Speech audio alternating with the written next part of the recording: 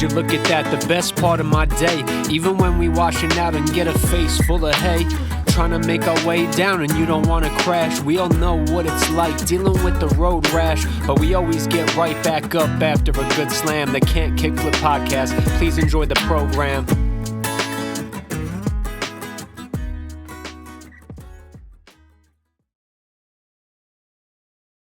Hello again, y'all. Welcome back to the Can't Kickflip podcast. It's your boy, Kurt Duro, and today we've got some very special guests, but one guest in particular that I want to highlight.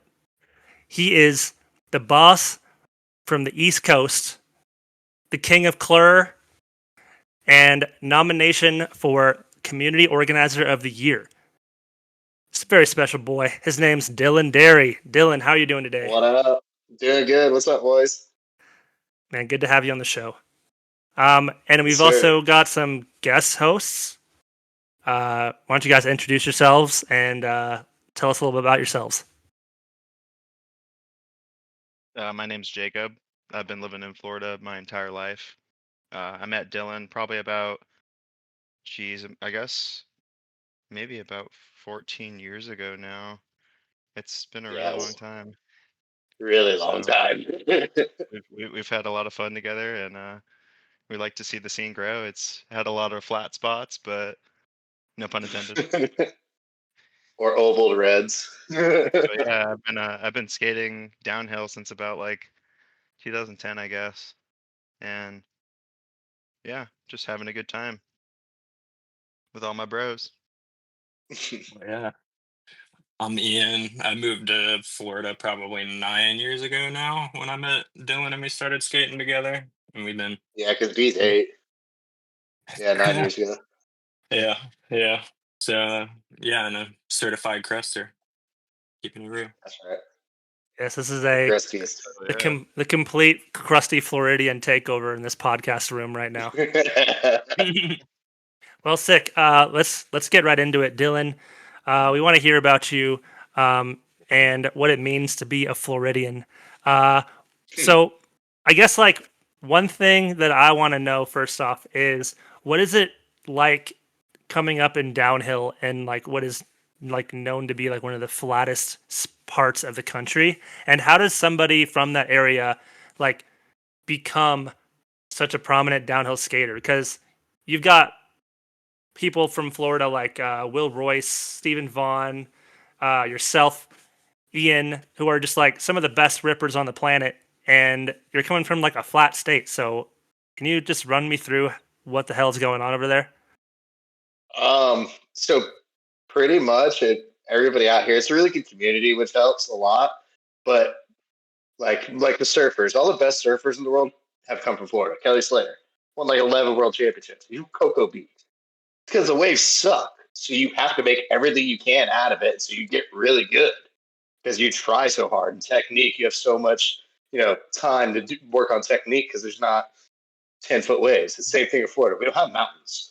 But we have hills, and we can take 50 runs in a day because it's a 30-second walk, So just repetition and having to make something out of nothing.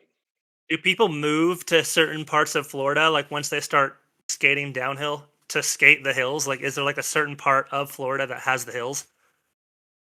The best part is Claremont out by me. That's where the most of the stuff is. There's hills all over. There's some stuff in Gainesville, Pensacola, Tallahassee, Crestview, a little bit in Jacksonville, but Claremont has most of the stuff. It's like the Mecca, like everything that all the Florida media that you see is pretty much come out of Claremont. Yeah, because when I think of Florida, I think of like ultra skate, and like the push scene. But I mean, you guys are living proof that there's a downhill scene there. Yeah. I mean, you make do with what you got. I mean, back in the day, I got to a point where I was skating in Florida every day in Claremont. And I just started getting like towed into runs, just trying to make it faster, trying to get better, Okay, so we've got a guest question here from your boy Adrian Cole. He hit me up asking you, what did the Florida scene teach you about skating that you feel is unique to Florida skaters? Just to fucking send it at all times. Like there is no chill. We don't get a chance to chill. So like if we chill, we're bored. It's putting. It's not a good time usually unless you have a certain putt session. But other than that, like I don't know, it's always just full send all the time. You can't really Good do that spot. when you live in the mountains. It's a little more dangerous, but Right. It sounds like a good like energy to kind of like have like the real hash dogs come out and push each other. yes, for sure. For sure. I've known to do that. Actually, like physically push people like down the hills. Yeah, watching some of your Very videos, accurate statement. I see like a lot of like just like really close encounter pack runs, and there's always like a huge squad in each video. Yeah, we have a really good scene and a lot of people in it, which is cool. The Florida scene's always been, I mean, for the most part, when downhill's up, the Florida scene's up for some reason. I don't know why. I'm not, but it is. So like our sessions, we usually have a good amount of people, and we're all super comfortable with each other. And also, what's better than ripping through corners with your friends as close as you can and like tearing the shit out of each other? You guys have bus It's runs? just like Dylan says with us pushing each other down the hill. It's because the roads are the way they are, and they're not as challenging. So it makes you want to skate closer. So it makes it more challenging. Yeah, And Oh also, yeah, gotta do what you gotta do to feel something. we don't do bus runs, yeah. but sometimes we take like truck laps. Like a few of us have trucks, and we'll load up in the truck and go up some of the certain spots. Some of the Just take spots you can turns only driving. skate that way are because they're pretty blown. The cops will get called like immediately, so we have to load up in the truck and go skate it like 2 laps and dip. Yeah, two to four. 2 to 4 is usually the rule. And we won't really get a lot of media there because we don't really have the best filming setups unless we just go throw someone in the corner.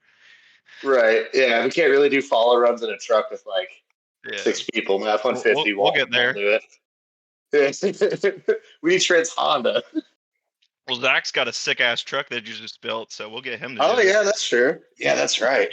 Zach just built a supercharged F-150, so that'll be a perfect follow truck. That's right.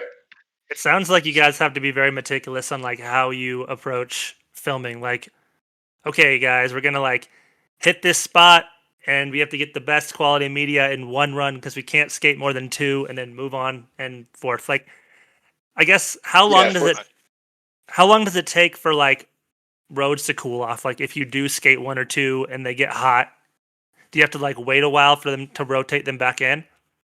One of them's kind of firing it because there's a cop that lives at the top. Or Yeah, an ex-cop, pretty much right? always blown. Yeah. Yeah. Pretty much always blown. So you just go take 2 to 4 laps. You get out the next weekend. If you want to go, you do it again. So like, yeah, it doesn't really matter. Like, You it do doesn't it matter. back to back days. 2 days in a row. As long as you only take 2 to 4 runs and you're out, you'll be fine. Yep. Do you feel like in Florida, like it's more of a ninja or a pirate lifestyle of skateboarding? Pirate. Fucking pirates for sure. All right, well that's probably why they're blown. But hey, Yeah, that's exactly why, actually. Yeah. when in Rome, I feel like you could take each approach, but like either way, it doesn't matter. So you might as well take Yeah. it fire Everything is covered in houses, neighborhood runs here, Yep. so it's it. gonna Yeah, It's that's happen. kind of what like it is. free for all. Yeah. As long we're everything you blow stop signs too. Like that's just a requirement. Like there's no you kind of just self spot kind of. Whenever we hit those runs and just blow stop signs and hope for the best, well that's the best. Once you cut off a car, that's usually like, okay, we gotta go. It's time to go. Well, hey, at least you go because like I've seen some shit where like you'll blow stop signs, get close encounters, and then just be like, all right, we're gonna hike back up. Like, no, that's not what we do. I don't know, man. Trespassing warrants and handcuffs suck. Yeah, man, I don't know. If you're worried about skating a hill with a cop living on it, I wouldn't worry about it because he's probably at work all the time. He's probably not even there. He's not going to patrol his own neighborhood, right? His own house. Oh no, I've had him come out and yell at me a few times, cuss me out. Really? I think he's retired. Yeah, he's retired or something. Yeah, Hillside, which is like the greatest left in the state. So good. Damn. So good. You can't be putting a cop at the top of the greatest left in the state. Yeah, right. It's the Only- only good one. It's Only the only- greatest right in the state. That's a damn. Yeah, right. All right, well, We only got a couple of them. let's dive back in time here. Tell us a little bit about growing up in Claremont and kind of like when you came to realize that Claremont was like the mecca for downhill in Florida. All right, so I've been skateboarding and surfing and shit my whole life since I was in like third grade. And that's when I lived in Orlando, which I had family that my grandpa was from Claremont and everything, and I had family over here, but I lived in Orlando. And then to get to skate spots as I got older, we used longboards because the roads sucked and small skateboard wheels suck when you're trying to push around to a four-stair in elementary school. So we got bigger wheels, softer wheels, and then we learned how to make longboards out of wooden water skis and use those. And this is in like late 90s, early 2000s. Because he ain't got snowboards, and that shit was happening too at the same time. Exactly.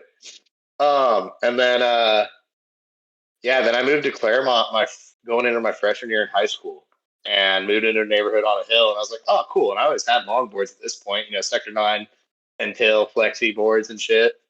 And I would just go out all through high school in like barefoot and gym shorts and headphones and just blast the hills.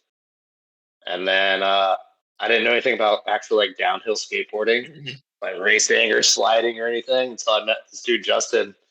I was a breakfast cook at Steak and Chicken. He was an overnight, or I was breakfast server. He was an overnight cook.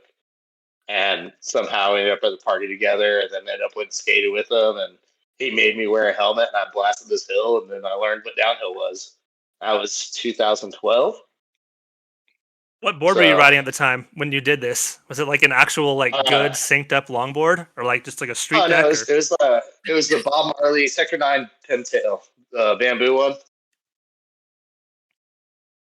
On some Gold Wings, some random Sector 9 clear red wheels, and I just blasted Neighborhood Pro Hill, whatever you want to call it, top to bottom, and just carved and then made the turn at the bottom, gripped it somehow. Hell yeah, dude! You're like, all right, hey, you can skate with us.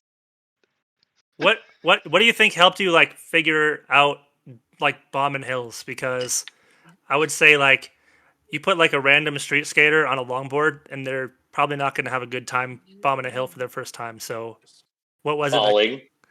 Okay, you just like fell your way through.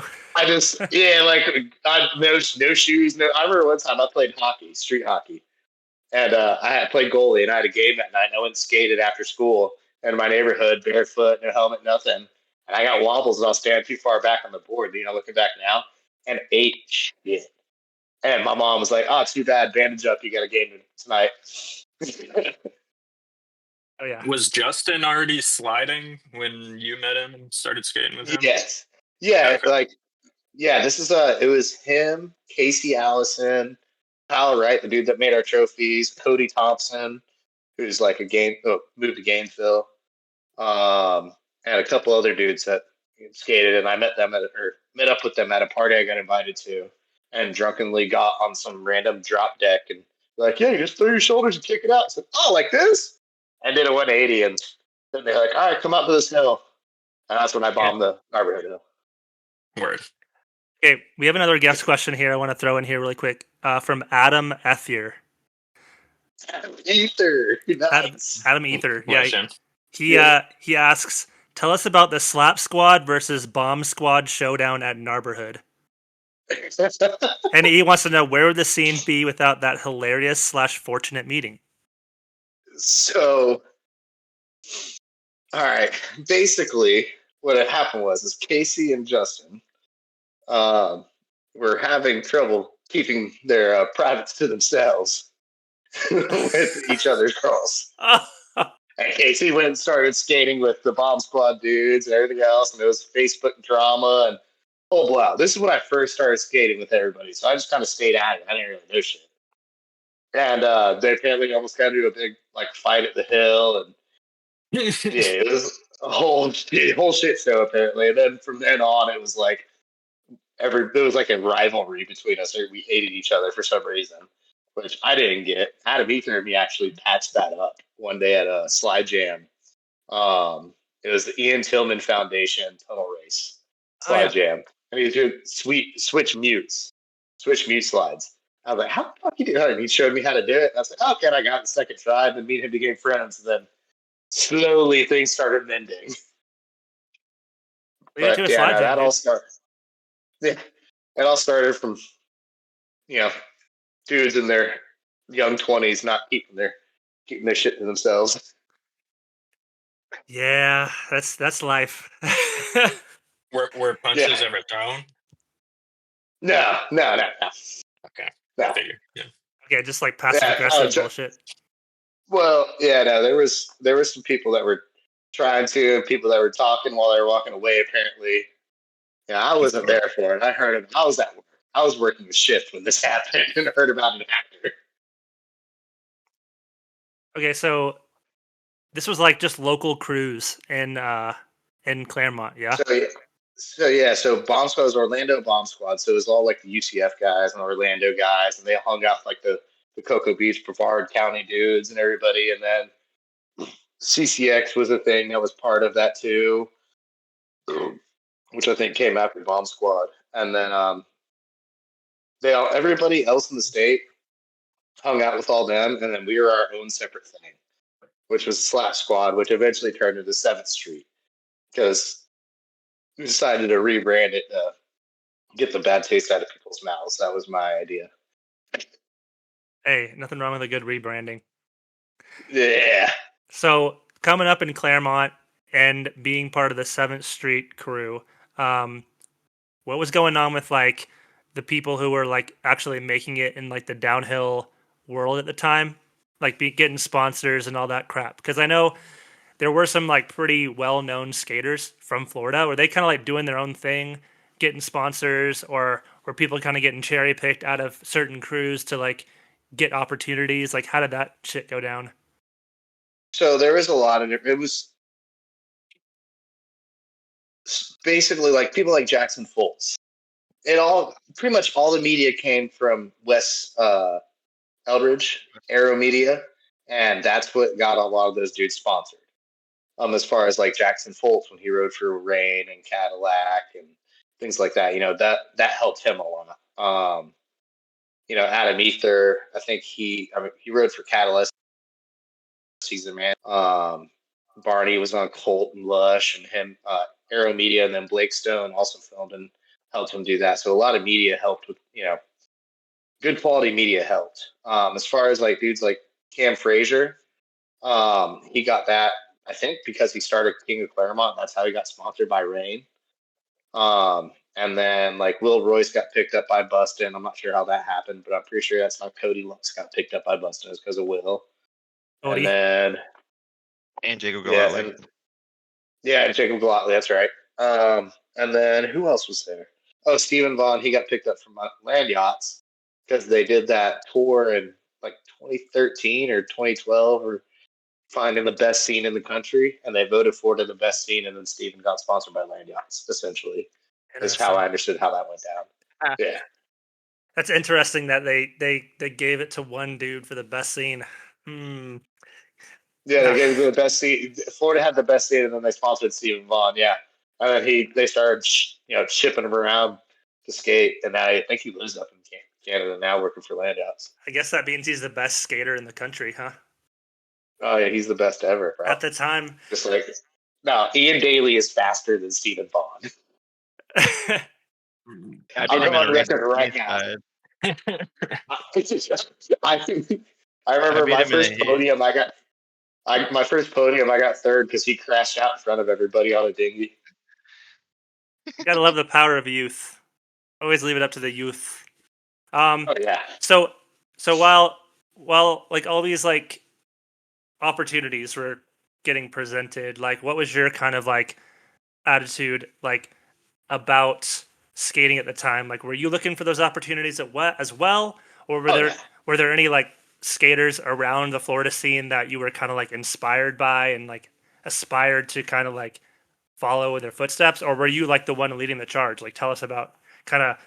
So I wasn't necessarily the one leading the charge at the time. That was Justin.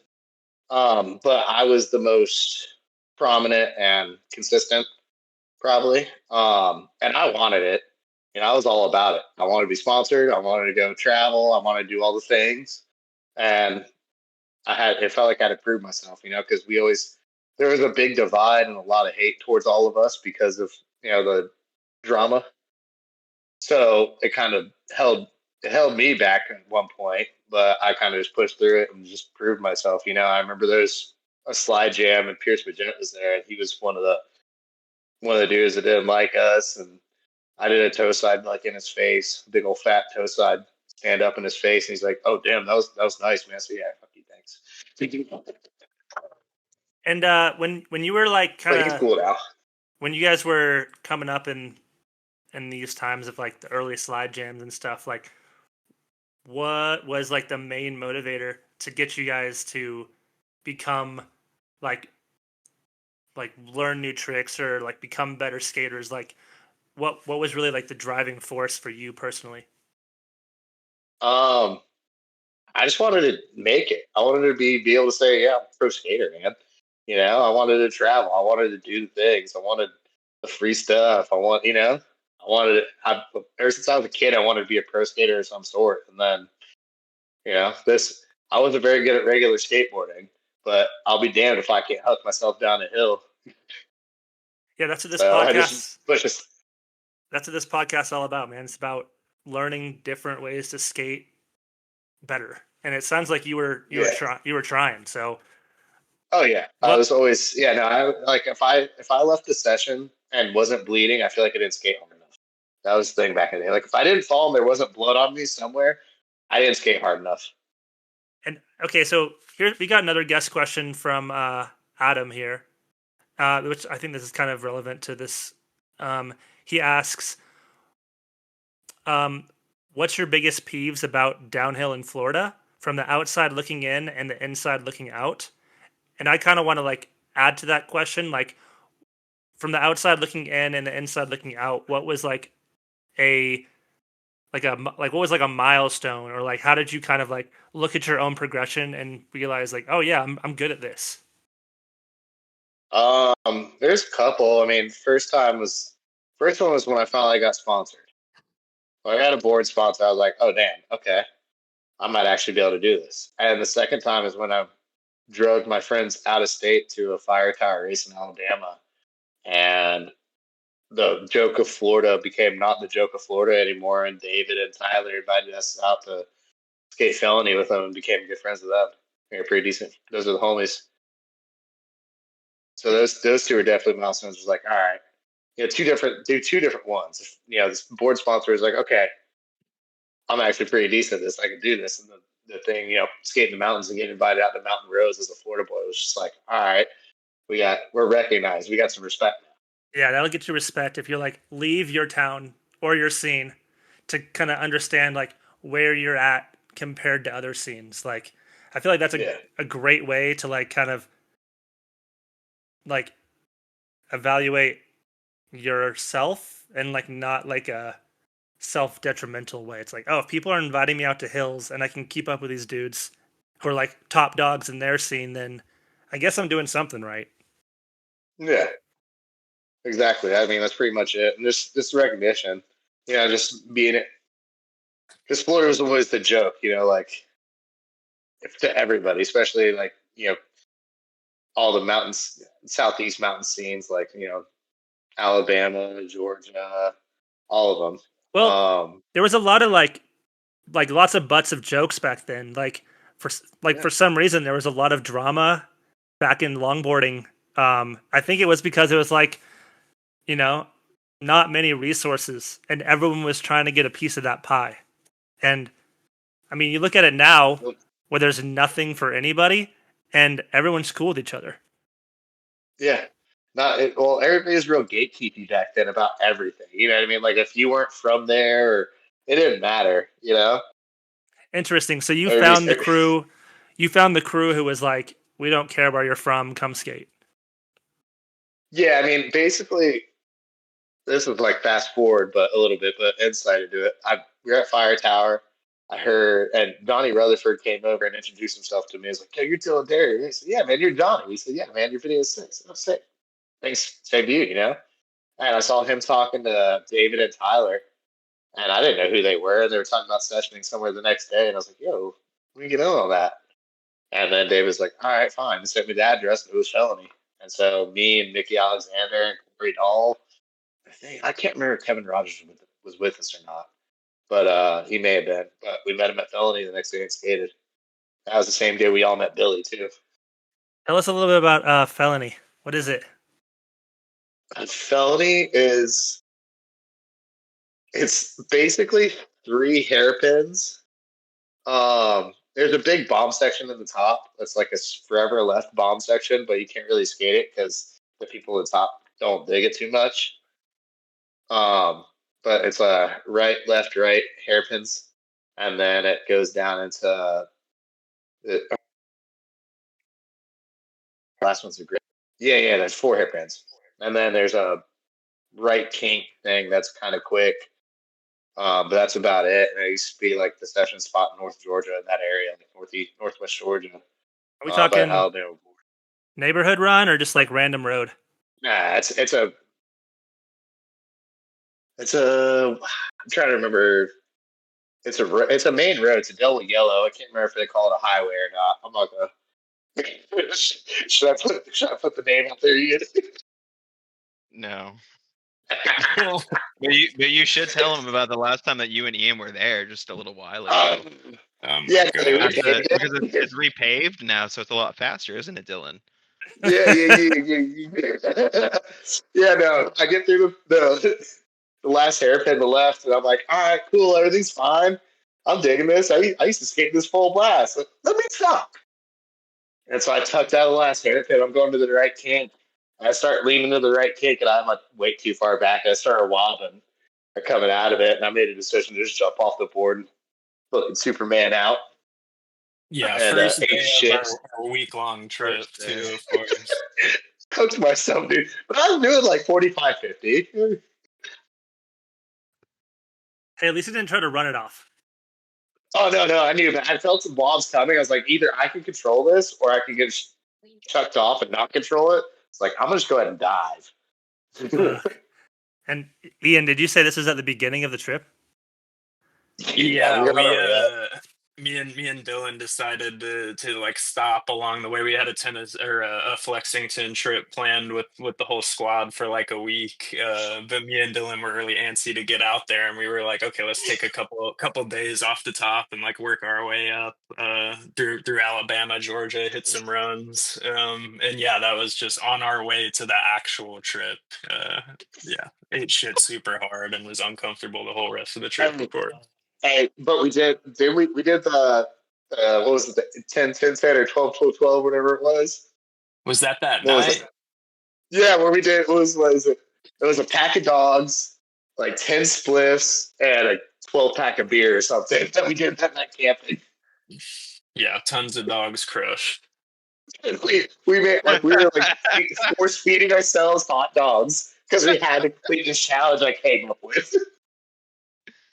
Holy shit. Well, if you keep that going for like the whole trip, you'll be fine. You can just worry about it when you get back. Yeah. I just kept slamming Budweisers the whole trip, and everything was cool. There you go. All right, so let's jump back a little bit. We do this segment that is inspired by Daddy Dave, and I think this is like a good time to ask. What's the kookiest thing that you've ever done in downhill? Ooh.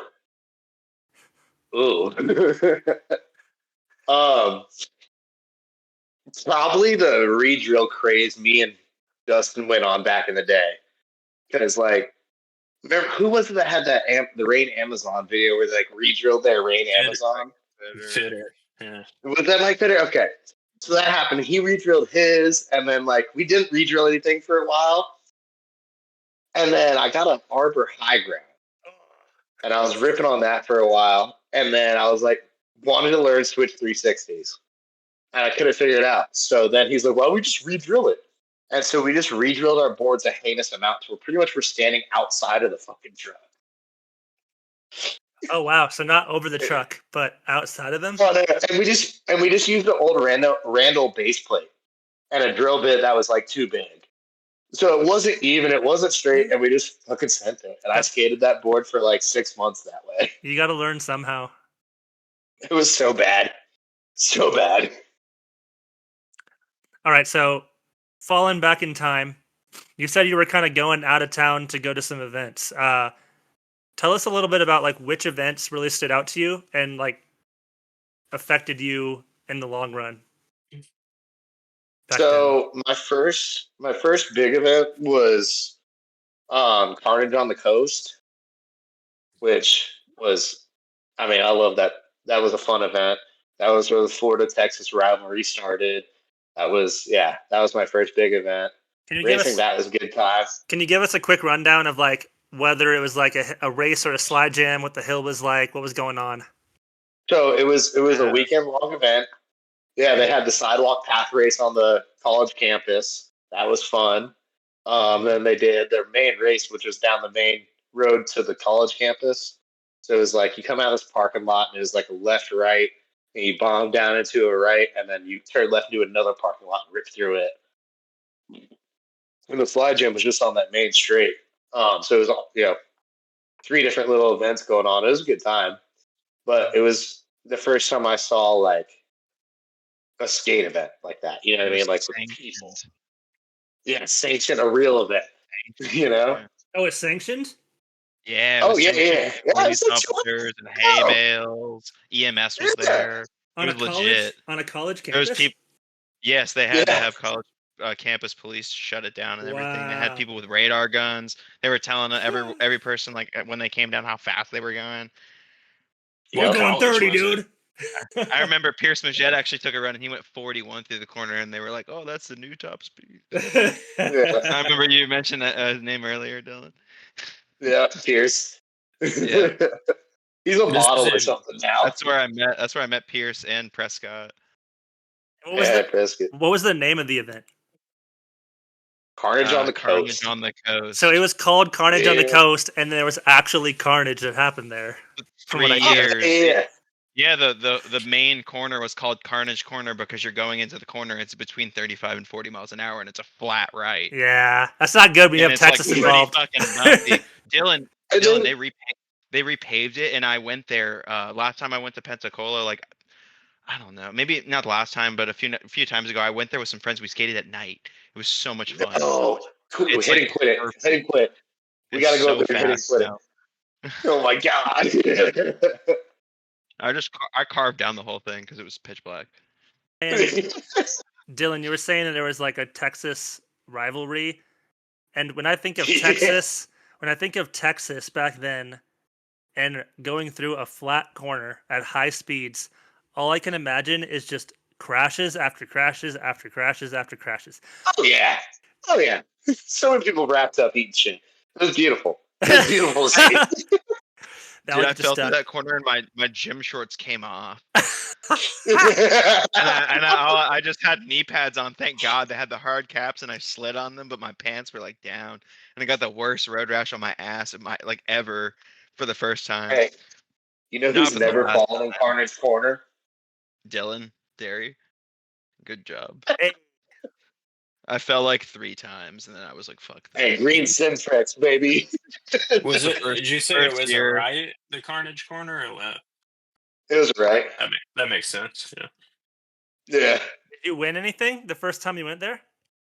Oh fuck no! I didn't start podium events till years after. This was like a year into me in downhill, and I got convinced by the homies to go to Pensacola. This is what they stopped doing that in 2013 or 2014. Dude. Such a good time for events. Holy shit. Because everyone was pushing for like sanctioned things that low key like didn't really need to be sanctioned at all, but why not? I've never run a sanctioned event. Same. I'm not ashamed. Hey, come have fun. Too expensive. Right? That's what I'm saying. I feel like the money I can barely afford my own insurance. The money element is great when you don't charge much and it all goes to the podium. It's like, cool, here's $200. That's what Dylan just did this past year with this cup thing. Which I still gotta send you your money, Ian. Yeah, I know. All right. I keep forgetting.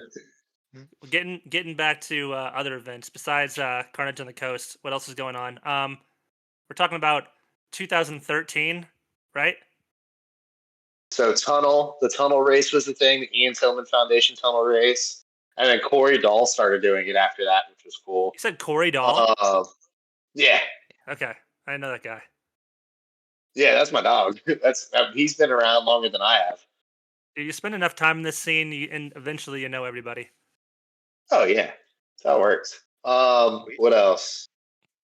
What other events are going on at that point? I don't think there was really anything. I think is around the same time that Pensacola had their Outlaw series as well. Yeah, Pensacola. That's where I lived at the time. That's why I didn't know Dillon that early on. Yeah, there was some Gainesville events that went on. I'm pretty sure. Well, yeah, there's some Gainesville events that happen every once in a while. There's a couple in Tallahassee that Chrissy threw. Oh yeah, I remember that. The Gnarly Knolls, I should say. The Gnarly Knolls events. Yep. Gnarly Knolls, man. Yeah. Ayo Kevin, what you know about Ayo Kevin? Ayo Kevin. Yeah. Ayo Kevin. We got a guest question from Daniel Meyer. Oh shit. Okay. He says, real question. When you first started out skating downhill in Florida back in the day, did you ever expect to be at the center of a scene you helped build 10 years down the line? Damn. No. I did not think, I'm going to be 100% honest with you, until I had my kid, I didn't think I was going to live this long. I thought I was going off a cliff by now. Dude, I fucking had to drag Dillon back into this. I was messaging him on Facebook almost every day. I was like, please come see. I'll give you a whole skateboard. And we basically built Dillon some shit. And he used his leftover shit and he came to skate. So Jacob, you've been in this, you've been in the game like nonstop since 2013? Yeah, like I thought I almost broke my tailbone back in like 2016. So I took like a 6-month break, but ever since then, I mean, besides like getting hurt and then coming back out, you know. I've been in it since like 2010-ish, roughly. Straight up addicted. Michael Harrington got me really going in it. I don't know if you've ever heard of that guy. He was from Pensacola. He ran Carnage on the Coast. Yeah, he's the one that ran Carnage. And the reason that Carnage on the Coast doesn't happen, the reason that it didn't happen anymore is because he didn't pay the sanctioning fees on the last one. So he never paid the police, the campus police. He just took the money and ran. So that'll never happen again. Wow. I don't know if you ever did, but you know, it's unlikely to ever happen again. He moved to Colorado. He didn't do it, dude. I moved to Colorado. I'd keep the money too. Yeah, he was moving out west. So Dillon, you didn't like look at these events and like the times that were happening and be like, oh yeah, I want to do this shit. I want to throw this event. You were just like, nah, fuck it. I'm just going to skate hard and get road rash and win. I was in my head. I was like, I'm just going to win everybody's. I'm going to get to a point where I win everybody's events and people are filming me. That's definitely a mentality from back then. He's got a second part of his question. All right. He wrote, let's see it right here. Rank your top 5 whiskeys to shoot at the bar. Ooh. All right. We'll go Rebel Stoked. That's a banger. That's mixed a little bit of cranberry and Sprite. That's good stuff. Jameson, always love me some Jameson. Jack, you can't go Jack with that. Wrong with that. Crown, preferably that Crown vanilla, so it's a little sweet. And then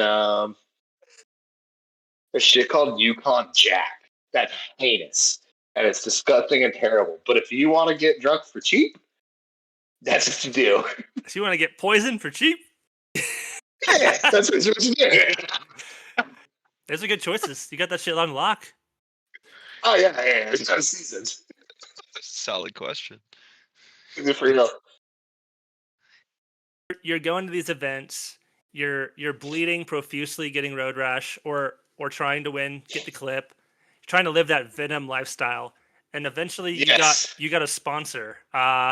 Was Venom your first sponsor? No, I never got sponsored by Venom. Unfortunately, hit me up if I ever get sponsored again. I'll take Venom. Venom, put this guy on. Yeah, Rolo. I know you won the awards and you beat me in it, but still, send me some wheelers, something hard in the pants and rock. So my first sponsor was this board company called Easy Board Co. out of like Massachusetts, I think. And basically, my buddy Adam Martinez, I showed it to my local, and he was there skating, and he knew the dude, and he got a board from the dude, and I guess he was trying to build a team. And I get there, and he's like, "Hey, man, stand on this." And I was like, "Stood on the board." He's like, "Oh, this feels cool. This is nice." He's like, "Hell yeah, you like this?" I said, "Yeah, sure." He said, "Do you want one?" I said, "You need to give me one." He said, "I might be." So about a week later, I got sponsored and got sent skateboards, and did put out a bunch of media. About this time, I was starting to win the majority of the Florida races I went to, except for when Ian Daly came in. I had to go racing at Crestview. That's right. And Ian, my biggest adversary in Florida ever. Good.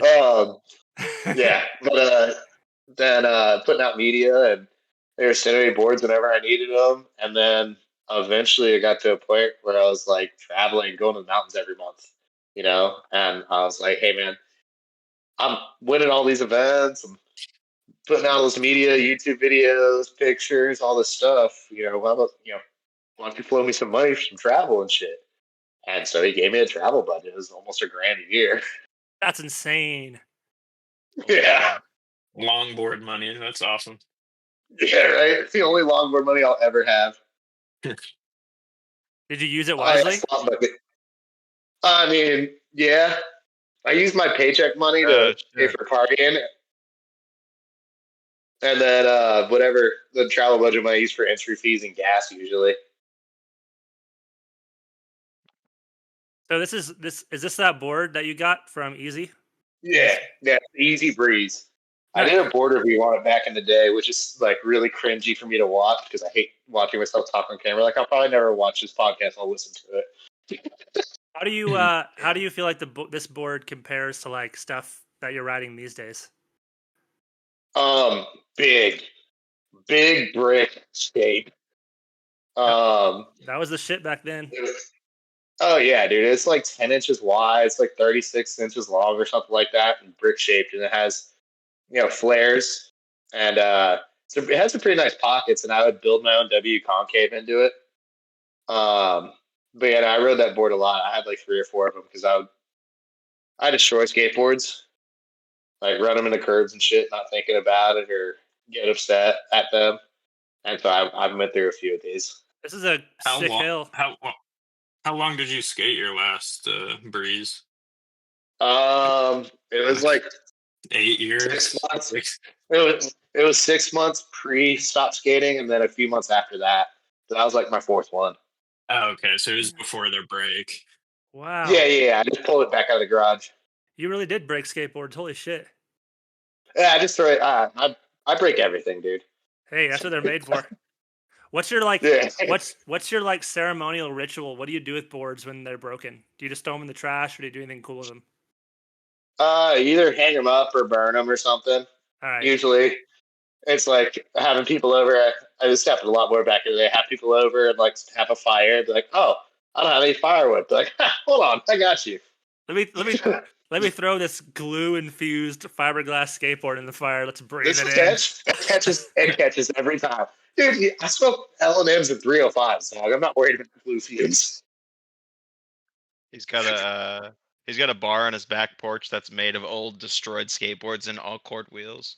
Hey, yep. It's like drilled into it. That's fucking sick. Yeah, I'll send you some pictures, Kurt.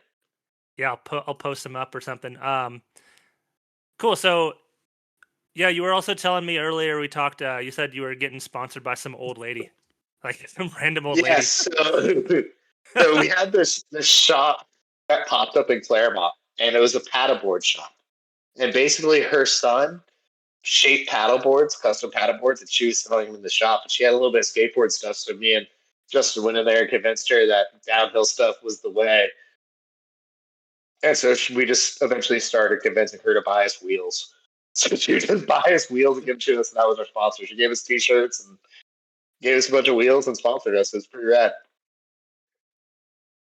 Cool. All right. So at this point in time, when you're riding for Easy, like, did you have kind of like a mindset or a grind set of what you wanted to accomplish, or was it kind of just like, yeah, hell yeah, I'm sponsored. I'm just gonna like keep doing the damn thing, go out and skate? Like, what was kind of pushing you and like directing your energies at this point in time?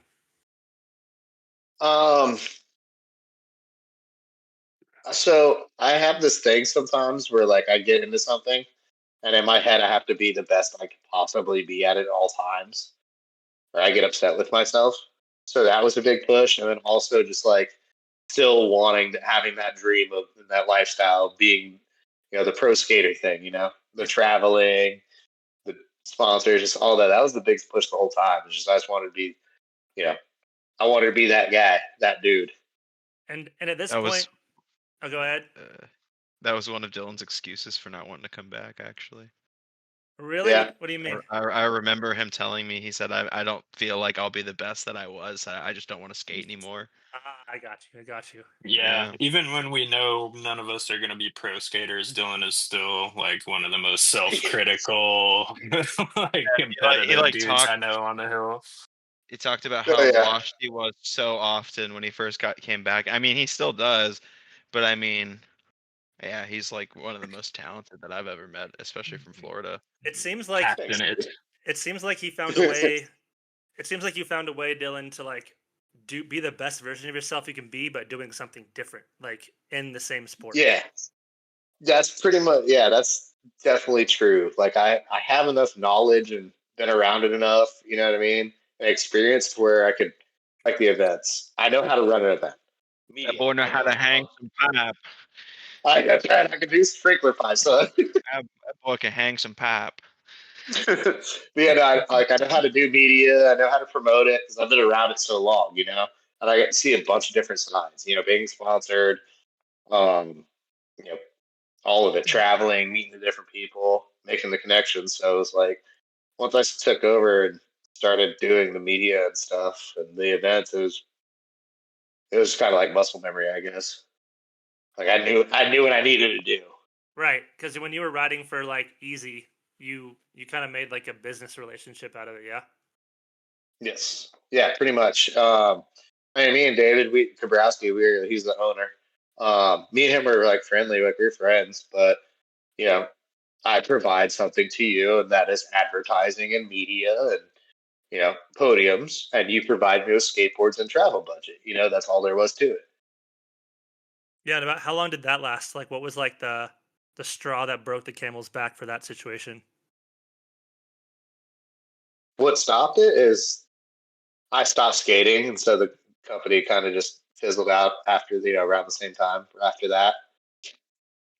So yeah, I think I rode for Easy for 2 years, 3 years, something like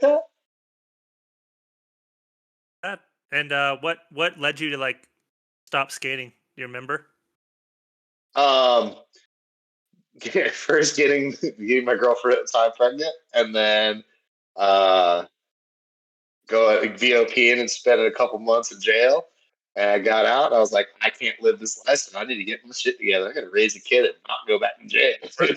Lifestyle. So life basically got in the way. Yeah. Because like downhill skating to me is like it was. You played the part. I played the part. Mm-hmm. I always want to be Team Venom. Like I said earlier.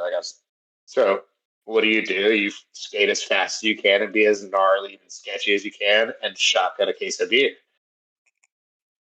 That's Team Venom. Par for the course for Venom, yep. They had videos where all they did was shotgun beer, dude. They had shotgun contests with hot sauce and shit with Team Mids.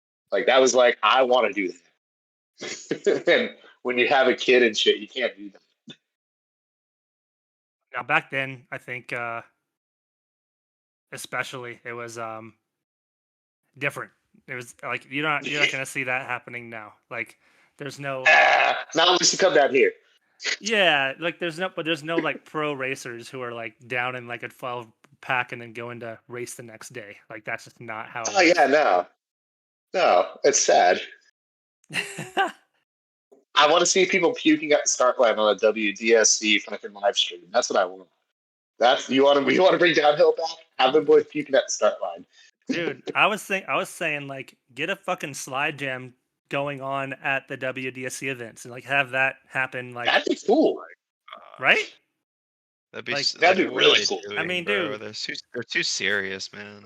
I mean, yeah, but they don't really care about seriousness. I feel like they just care about entertainment value, right? Like they want to be able Yeah, to they're trying to make a market. dollar. Yeah. So like, Well, they want a return on investment. if you get like fucking Ian on the hill on live stream doing like fucking 270 switch shoves and shit, people aren't going to be like, oh, this is boring. I'm turning the channel. You know, like they'll be like, oh, this No, is we all better. want to There's see a these fucking switch rubber drone driving candles. around. What's that? Yeah, we all want to see Ian do. We all want to see Ian do switch Roman candles on TV. Yeah. Yes, at 40 miles an hour on downhill wheels. Like, come around the corner in Trying like to kill leathers. Come around the corner in leathers in a full face, like tucking super hard, like looking like a racer, and then just do Yeah, a we're just switch doing Roman stand-up candle. Do the fattest Yes. switch toe full leather. Just If somebody subliminally gives me advertising. a leather suit, I'm trying it. 100%. If we get you leathers, I want to see switch toe on mags. Wait, Ian, I thought you had leathers. Yeah, they don't fit good though. Oh, okay. I don't know if- Are they too big on you? Are they too big on you now or too small? They're kind of too tall, so they like bunch up in weird yeah. spots, and they're shitty, so they got like internal pads that feel like shit. Yeah, it's, No good. doing stand-up slides in leathers is harder than it sounds. Yeah, it is. Sure. I had leathers for a short amount of time, and that was really hard to do. Yeah, I think I wore mine once or twice, and then they've been hanging in my closet since. Yeah, I sold mine for like $200. It was yeah. I need some new ones, but I don't even know if I'd use them to be honest. I sold mine to Ashley Winecoff, I think, in North Carolina Okay. back in the day. Yeah. And then that was Xavier Leathers. I was his first suit. Okay. I'm just trying to imagine Ashley Winecoff in current Dillon leathers, and I was like, that ain't gonna work.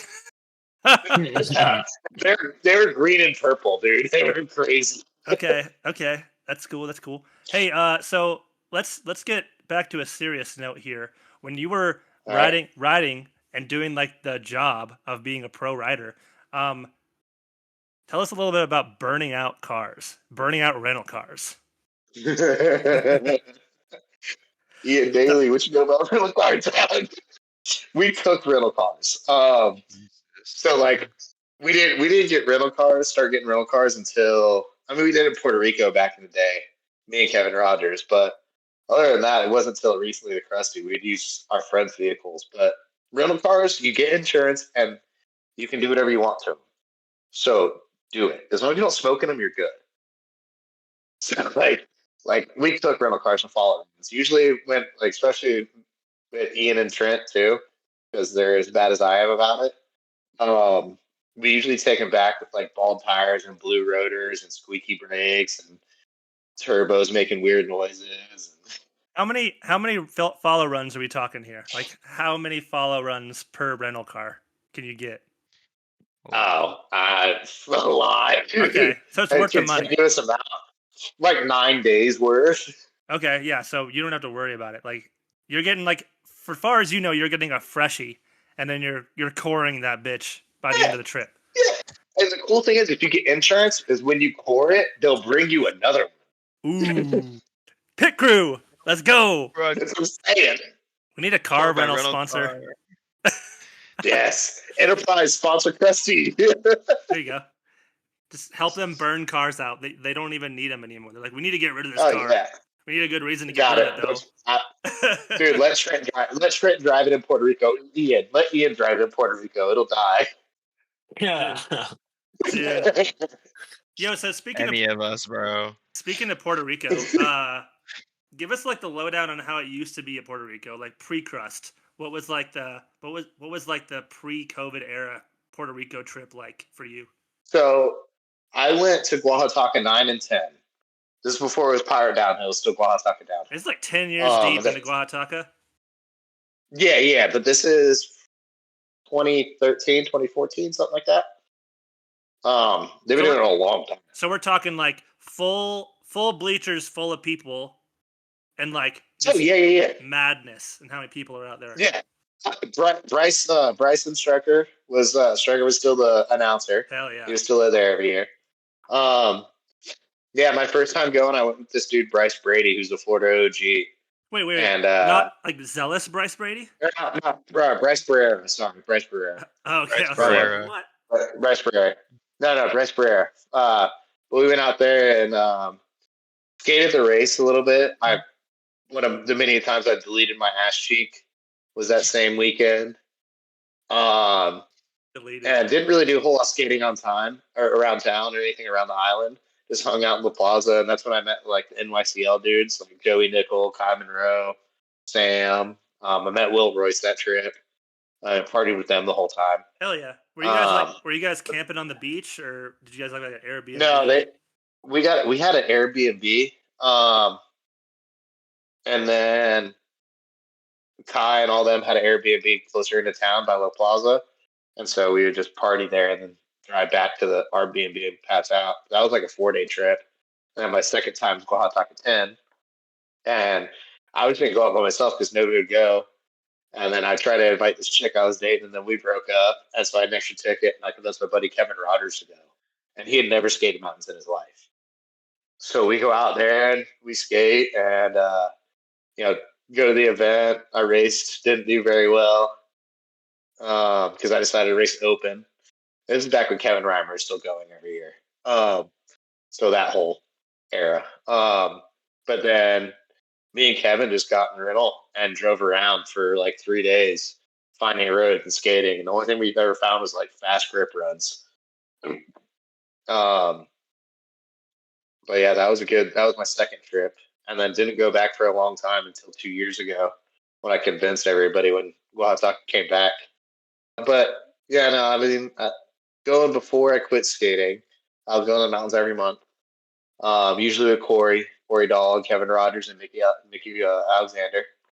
Those are the boys. That was the mountain crew. I think I sent it to you. There was a run, Mount Chiaha. It was like a 55-mile-an-hour grip run that we filmed. Skating Felony every time we went. Fire Tower, Splashdown, all the Georgia and Alabama stuff. That's where I met my buddy Cassidy, who's also from North Florida, as on one of those trips. Every month I was up in the mountain skating, and then until I stopped. And then once we got back, once I got back into skating, we would first mountain trip was Tennessee right after my birthday in the flex, and that's what really hooked me back in. At what point did you guys go to like North Carolina and really figure out what like gnarly downhill was? So my first time in North Carolina, I was up there for a family vacation. My grandparents got a cabin up in like this place called Ennis, which is like the northernmost part of North Carolina. And I had been friends with David and Tyler for a while. And Tyler had already moved to Asheville, but it was like 2 weeks after David had moved there to the LM house, the Kilkenny house. And I hit up David. I was like, yo, I'm in North Carolina. I'm trying to skate. I got my mom's truck. Where you at? And so I met up with Tyler at the Kilkenny house, and we went and kidnapped David from the Starbucks Ingles job that he had. And we went and skated Elk. Took some laps there. That was fun. They took me to Dice. Dude, Dice is gnarly. Oh yeah. But at this point in time, like I didn't care. So I was just like, I'm gonna tuck into everything. I double drift the big right, but other than that, I was just tucking in through. It was stupid. I high-sided on toe side drift into the 90 left and bounced back up and just got back on my board before it started hurting. I remember that. That's what you gotta do. They took me to Rocky, but it was all foggy and people were hiking before the gates. So like you could just drive in there. People were hiking up and down. It was super foggy, and they're like, probably not a good idea. And then they took me to Shabalba, which is probably one of the scariest roads I've ever driven down and then back up. And the entire time, and mind you, this is 2 weeks after David moved there, so they weren't used to this shit yet. And it was complete silence all the way down and then all the way back up. And I'm sitting in the back. I'm sitting in the back with Matt Price, actually. And David and Tyler in the front, and they look back and they're like, "You want to skate this?" And I kind of looked at them sideways, like, not really. Like, okay, good, neither do we. Let's go back to Elk. So we just went and took elk laps. Have you skated Shibalba yet? No, I have no need to skate that fucking road, dude. I'm good. Yeah. I'm Nah, past man. that in my life. Fuck that. Right, There's man? too many guardrails. There's too much risk, man. But you can That slow just ain't for down. me. You can slow down. You can Bro, slide. Yeah, it's but until you get to the bottom straight, and there's no slowing down, dog. You just have to hold on. But- bro, And I see minimum they're doing speed. 60. But you Minimum can speed's like 45 on that road. But you can Just slide straight. whenever You you just want. straight Yeah, everything. like you just get used to it. You know, it's like one of those. It's like one of those things. Like you don't just like jump in the deep end. You kind of like work your way up off the high dive. I'm not good at that. There's a number of roads that I would like to master before I skate a road like that. I'd Okay, like Here's to be my able to thing. skate dice better than the way I skate it currently. dude. Yeah, dice hits different now that like it got blown away by that Oh hurricane. god, yeah. I haven't skated it since then. But I'd Here's like to my be able thing to for skate that Buffalo. road like corner to corner.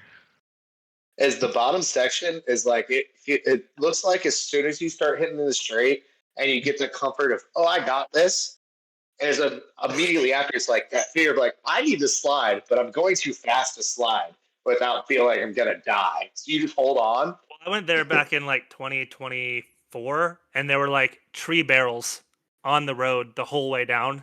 So like, Dice. yeah, like you're basically going That's in between two trees that's falling sick. over across the road. So like you can't really I've seen bomb that. it. You know, like I mean you can, Yeah. but you run the risk of running into something that doesn't move in the road, which is just Yeah. sketchy. So you've gotten to skate elk since all the trees have been gone. Yeah, elk was fine. Well, no, I'm just saying it probably like the visibility is probably totally different now.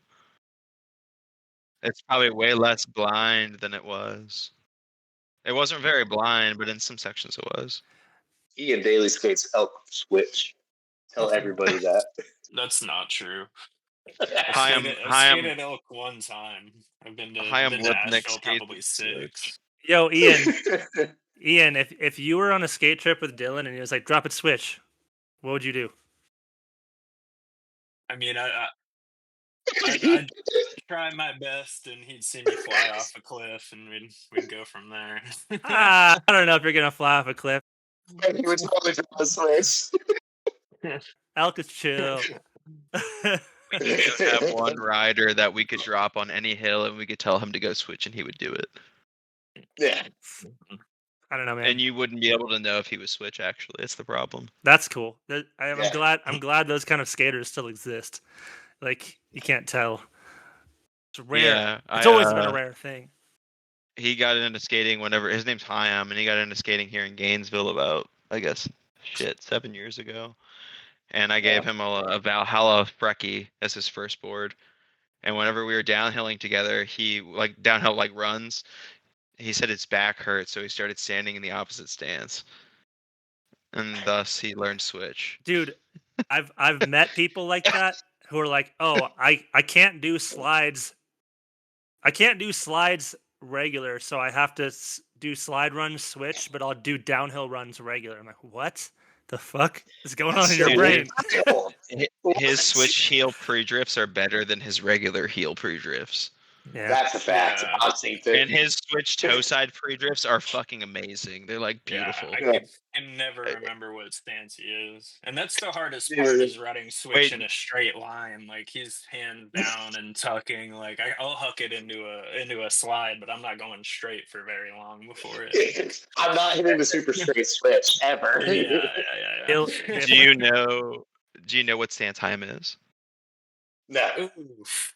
Oof. Both. Fuck. He's ambidextrous. Like like being serious, do you know? No clue. I I want to say regular, but No, I forget every time I have to ask him. No, he's goofy. That's what I'm saying, dude. His switch is so clean. His regular is so good.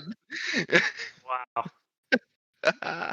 Anyway, we can move on. This is a situation that like needs some studying. Like, is this like some like brain wiring thing, or is it true ambidexterity? Like, I mean, That's shit. The creature. I mean, he'll do push-ups in a handstand position.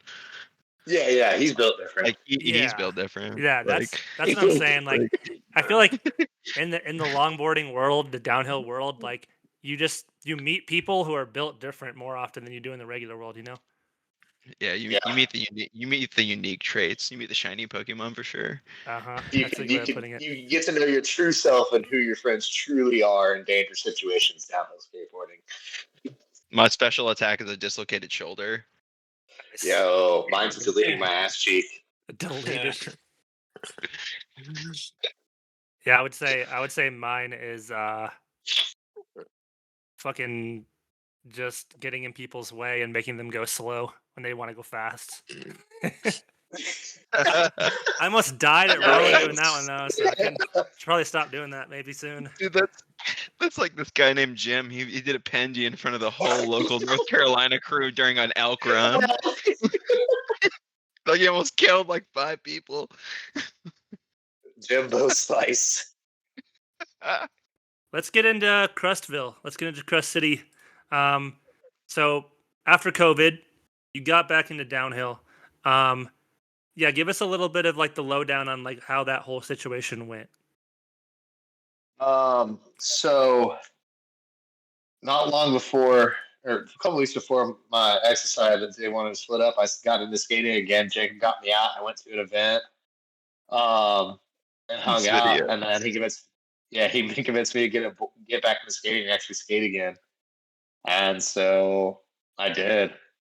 And this video is probably like a year after I got back in. Is this like the first time that you tried to get him back into it, or like No, this is about a year after. This is the first time I filmed a video and the Crusty page became like a thing. Got it. Yeah, this is like exactly. Yeah, they got me back into skating. Hadn't started throwing events or anything like that. Hadn't been doing media, just coming out and skating on the weekends. And Jacob was a big part of getting me back out. But then met Trent, who's one of my best friends on the entire planet now, and skated with him every weekend. And then one day we all got together at KSC, and this is when the Pasters came in, those paddle wheels, and they all bought them. And at this point in time, I was still like, no small sliding wheels, only big square lips. And so I had my idea. I made it. So I was going to make a joke edit wheel review thing. And that's how this was supposed to go. And it blew up. And Kevin Reimer loved it. And everybody else was like, this was supposed to be like you listen to the audio, some of the things that are being said, it's just like, this isn't a review. They're just like dogging on shit. Bastards. But yeah, no, I threw this video together, put it on Instagram, and at the time there's already Zach had a channel there, the Instagram page, and it was like crispy, crunchy, fried something. I don't remember exactly. What was it, Jacob? Oh God, it was crusty fried chicken boys or something. Something like that. Crusty fried something boys. Yeah, but there's a group chat that's Crusty Floridian. Yeah, I was like, why don't we just change it to Crusty Floridian? Yeah, we just took out 2 words. Yeah, and then that's how it became. And then I started putting out more and more media and like filming more and getting more into it, you know? And it just kind of grew from there. So one thing that I am like truly interested in hearing more about here is like what it was like for you, like getting back into skating downhill. Like, were you stoked? Were you like looking at it from like a perspective of, oh, I've got like all this fresh new energy and stoke for something that I already know how to do, but like it feels different? Or were you just like, nah, I just want to do this for fun? Like it was fun. It can still be fun. Like what was kind of going through your head?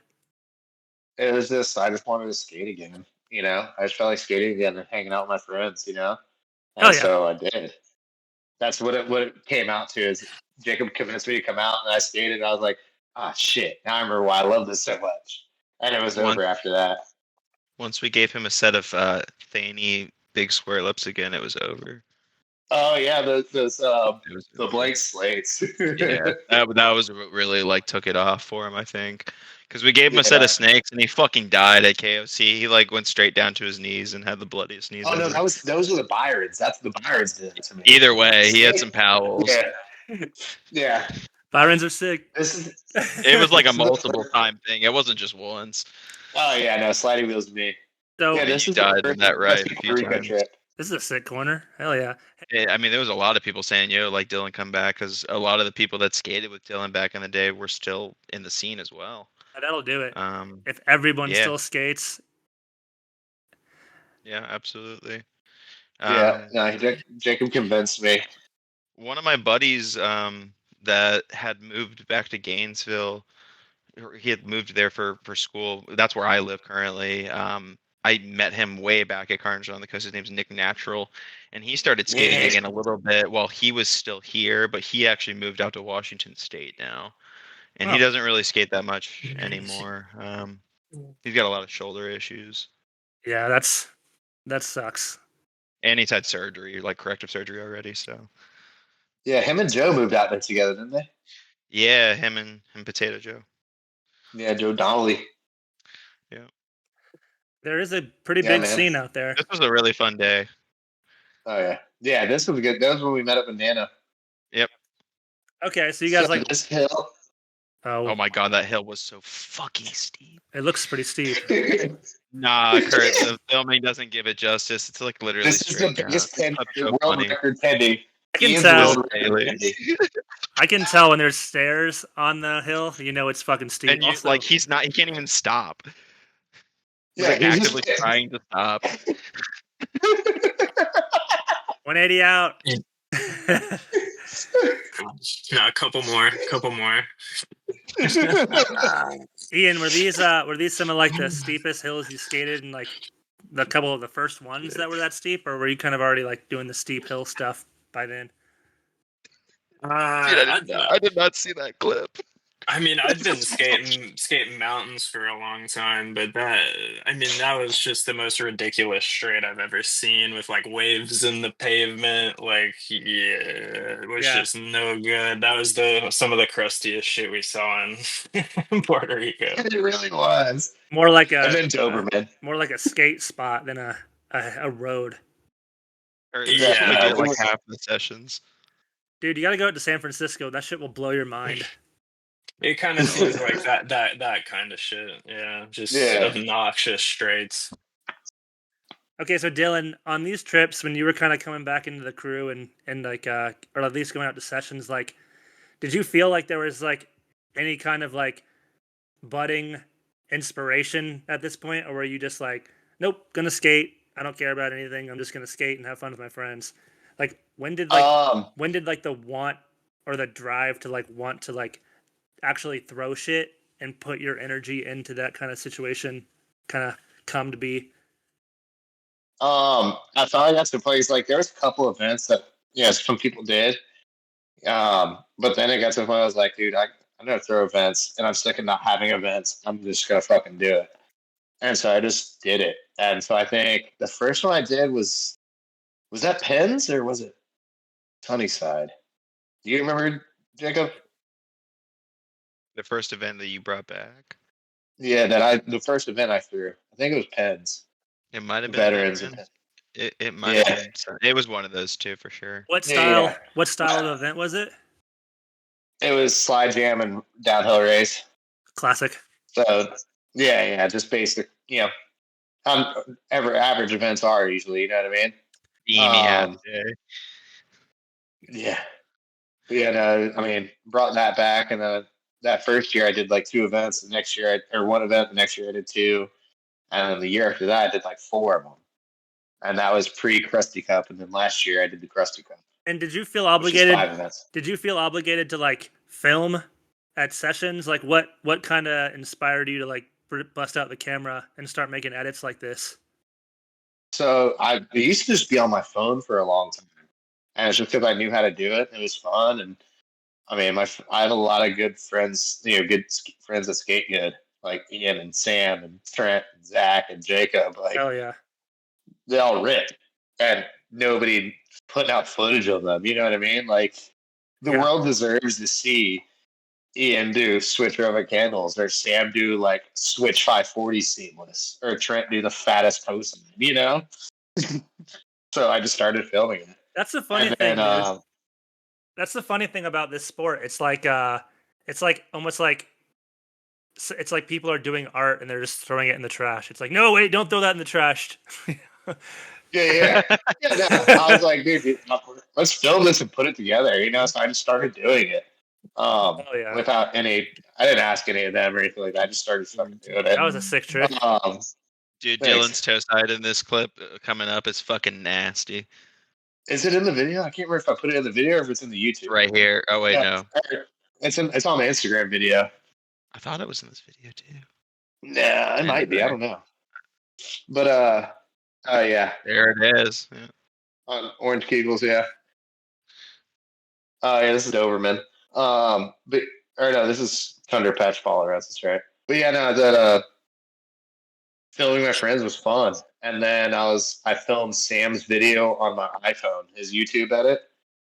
And I put that together and enjoyed doing it. And I was like, man, I'm actually pretty decent at this.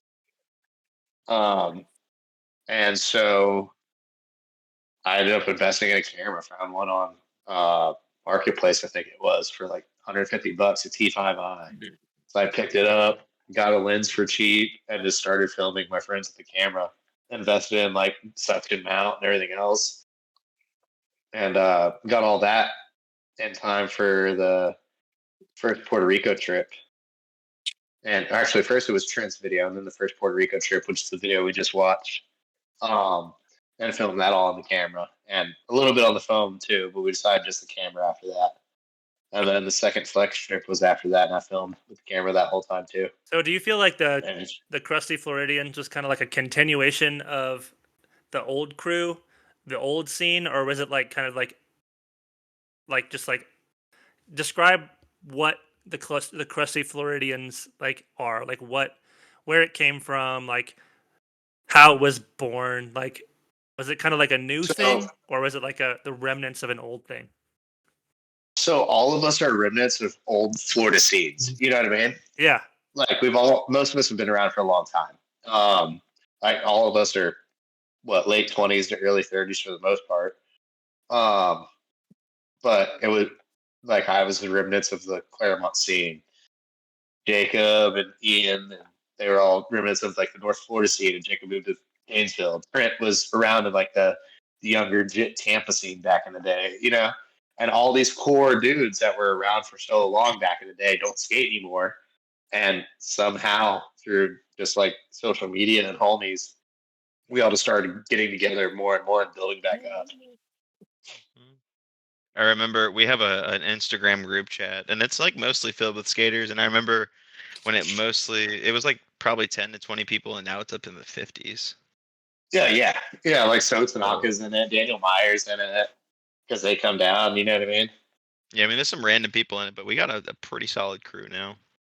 Oh yeah, I can definitely say that I would agree with what Dylan's saying. Is we're like a culmination of old societies that all came together, but that's also we do have a lot of new skaters. Yeah, I was gonna ask. Ian's not from Florida. He moved here. Yeah, I mean, me and Sam, and there are a few others. Yeah, for the most part, it's like really like dedicated dudes that have been doing it forever, though. Like they were comfortable together and skating. Yeah, the boys. What would you guys say is like your comfortability like skating together? Like, are you guys still trying to like suss each other out if you're like doing a pack run, or did you guys quickly like figure out how to skate with each other? And I will pass joints and splits with Ian down 40-mile-an-hour roads comfortably.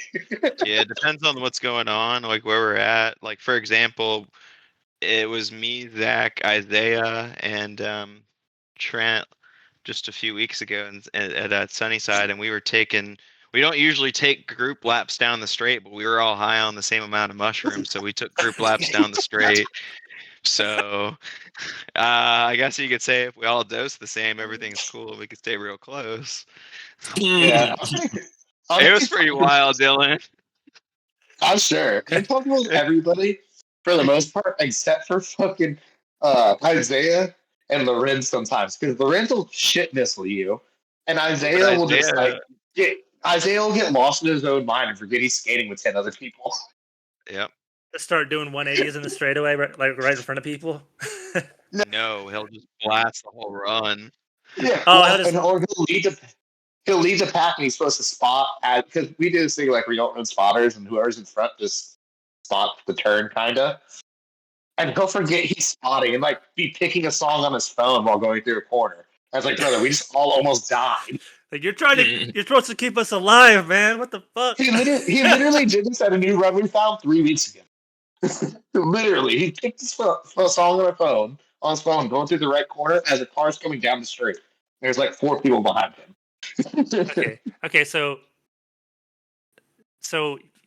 you sent it on a race series, and you started throwing events. You're having fun. You're staying alive somehow, and you're getting gnarly. Yeah. How does all this kind of like go into like your guys' like approach to lifestyle, and do you take that into your event organizing as well? Like what do you guys think has been like the reason for like Crusty Floridian's like success? Like why is the community like accepting of you guys?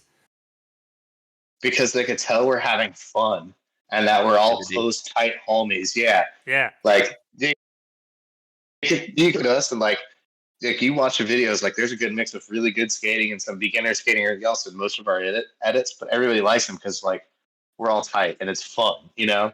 It's not so serious or anything, like just fucking homies. Right. I think it's like you could feel that vibe in all our videos. It's like, okay, they're dogs. That's what everybody I think wants. Who like that's the whole reason we skate downhill. Like we're not trying to like be racers or like, you know, be sponsored and shit. We're just looking for good times on the hills with our friends. Right. I'm just trying to have fun with my friends and party and give them free shit at events that sponsors give me. Yeah, that's how you sponsor an Ian Daly. You just throw events and have him come win. I'm pretty sure nobody in the scene really drives wheels anymore. How many sets of wheels you got, bro? He provides a lot of bangers for my clips. Dude, I don't even want to check my wheel box. When was the last time you guys bought gear? Come on now. I bought some seismic wheels recently, and Well, I contributed to beating Dillon at the last race. Dude, the Florida scene is some of the most like generous people in the world too. Like if you go to a session with us and have like clapped wheels, like somebody's giving you a set of freshies. Like we share the love and like everybody's the best dude. So that helps a lot. We're all sponsored by the Florida scene. That's the way sponsored by Zachary Lager. And Trent. Don't forget Trent. And Trent. Yeah, Zach's got like a full-on library of wheels. He'll like open like this box and be like, which durometer would you like today? Like a boutique wheels. Yeah, salesman. he's like, oh, I have this wheel, but in 6 durometers. Yeah. Would you like the 72 bill or 75 bill? Are you guys? Oh, I have this one. It's an off color. Are you guys infected by the madness at all? And like the gear madness? Like, do you? Oh, Zach is. Like, I know we all are. Do you guys give a shit about what you skate? No. I like to skate wheels that don't have flat spots and ovals, but that's like the one. As long as they're calipers on Christmas tree Venoms, I'm happy. If my skateboard feels good and my wheels aren't ovaled, I'm good. Yeah, I'll ride whatever. It don't matter. I think if you're, I think if you start skating like steep enough hills, you really do realize like that shit doesn't matter because like your wheels are gonna die regardless, and like I want wheels that make me stop. Well, I realized very, very early on that it really doesn't matter. As long the faster you go, the easier it is. Like when I was broke back in the day for sponsors and shit, we had a milk crate full of wheels that were half dead. And we'd like flat spot one wheel in the set. We'd all throw them in there. But when we were all broken, nobody had wheels. You just go in and get 4 wheels that are the same size, different brand, different diameter, different color, whatever. Didn't matter as long as they were all like the same size and round. Just throw them on there and skate on them. So they died. So like after that, then I mean. I don't really like Road sliding truck wheels so right much there. anymore, but I'm fat. Yeah. I mean, you were on 10-inch trucks until not that long ago. You took a long time to start transitioning into Yeah, any sort I of got a barn. I got the caliber 9 inches because that's what I got for my birthday before the first flex. I got new the night before I went to my first mountain trip for 7 years. Is a brand new board and 9 inch caliber trucks and some red K rides. Careful. Brand new setups before Yeah, skate trips, bro. Dangerous. well, and then we get there, like I've He never ridden this. slayed it, dude. He tipped over a few times, but he did really well once he got used to the trucks. Yeah, after like we adjusted the bushings a little bit, I think we had like Yeah. flip bushings or something because it wasn't the same. But you tried to run it like what do they call that? Split bushings, I guess. Yeah. Dude, the new caliber threes, like the narrow boys, were made for people like Dylan. It was like, Definitely. come gently come into the new age with these symmetrical 44-degree 7-inch caliber Dang. trucks. No, man, I told them the only way I'm getting on precisions is if they buy them for me and make me ride them, or if I find my old K4s I had for a month before I sold, before I quit skating. Dude. All right, well, they were like single digit serial number K4s. Someone get this man some K4s. He needs them. Let's No, it have to be those ones. let's dive a bit deeper into the swamp here. I got a guest question. Guest question from Sam Crandall. He wants to know, tell us about the most heinous night at the Crown and the event after leaving the Dark Crown that night. Dark Crown. There's a lot of heinous nights at the Crown. The most heinous ones I don't remember, I'm sure. Because that's the Crown Lounge is just a black hole. Dude, you go in there at like 9 o'clock, and then next thing you know, turn on the lights. They're like, last call. It's like, bro, it's 2 a.m. What? You should paint him a picture of this place. Yeah, what is it, like a dive bar? Oh, Yeah, dude. They sell it's been- grits at the counter. It's amazing. Yeah, you can smoke inside Grits yeah, and you can chips. smoke inside and order food. in Florida. Yeah. Do they have good food? I'm gonna get. Sorry, you cut out. What was that? I said as good as the dive bar is gonna get, but it's just like a dark, smoky. Like the only windows are by the front door, by the pool tables, and that's it. Old, like, yeah. It's the epitome of what a dive bar is. It used to be a fancy restaurant back in like the 50s or 60s, and it just slowly turned around. We're talking about like Mordor Goblin Bar. Oh yeah. All right. Tell him about Trent getting fed cake. Yeah, it's Trent eating the cake on my 30th birthday and puking immediately after because some old lady with fake tits and platinum blonde dyed hair fed it to him.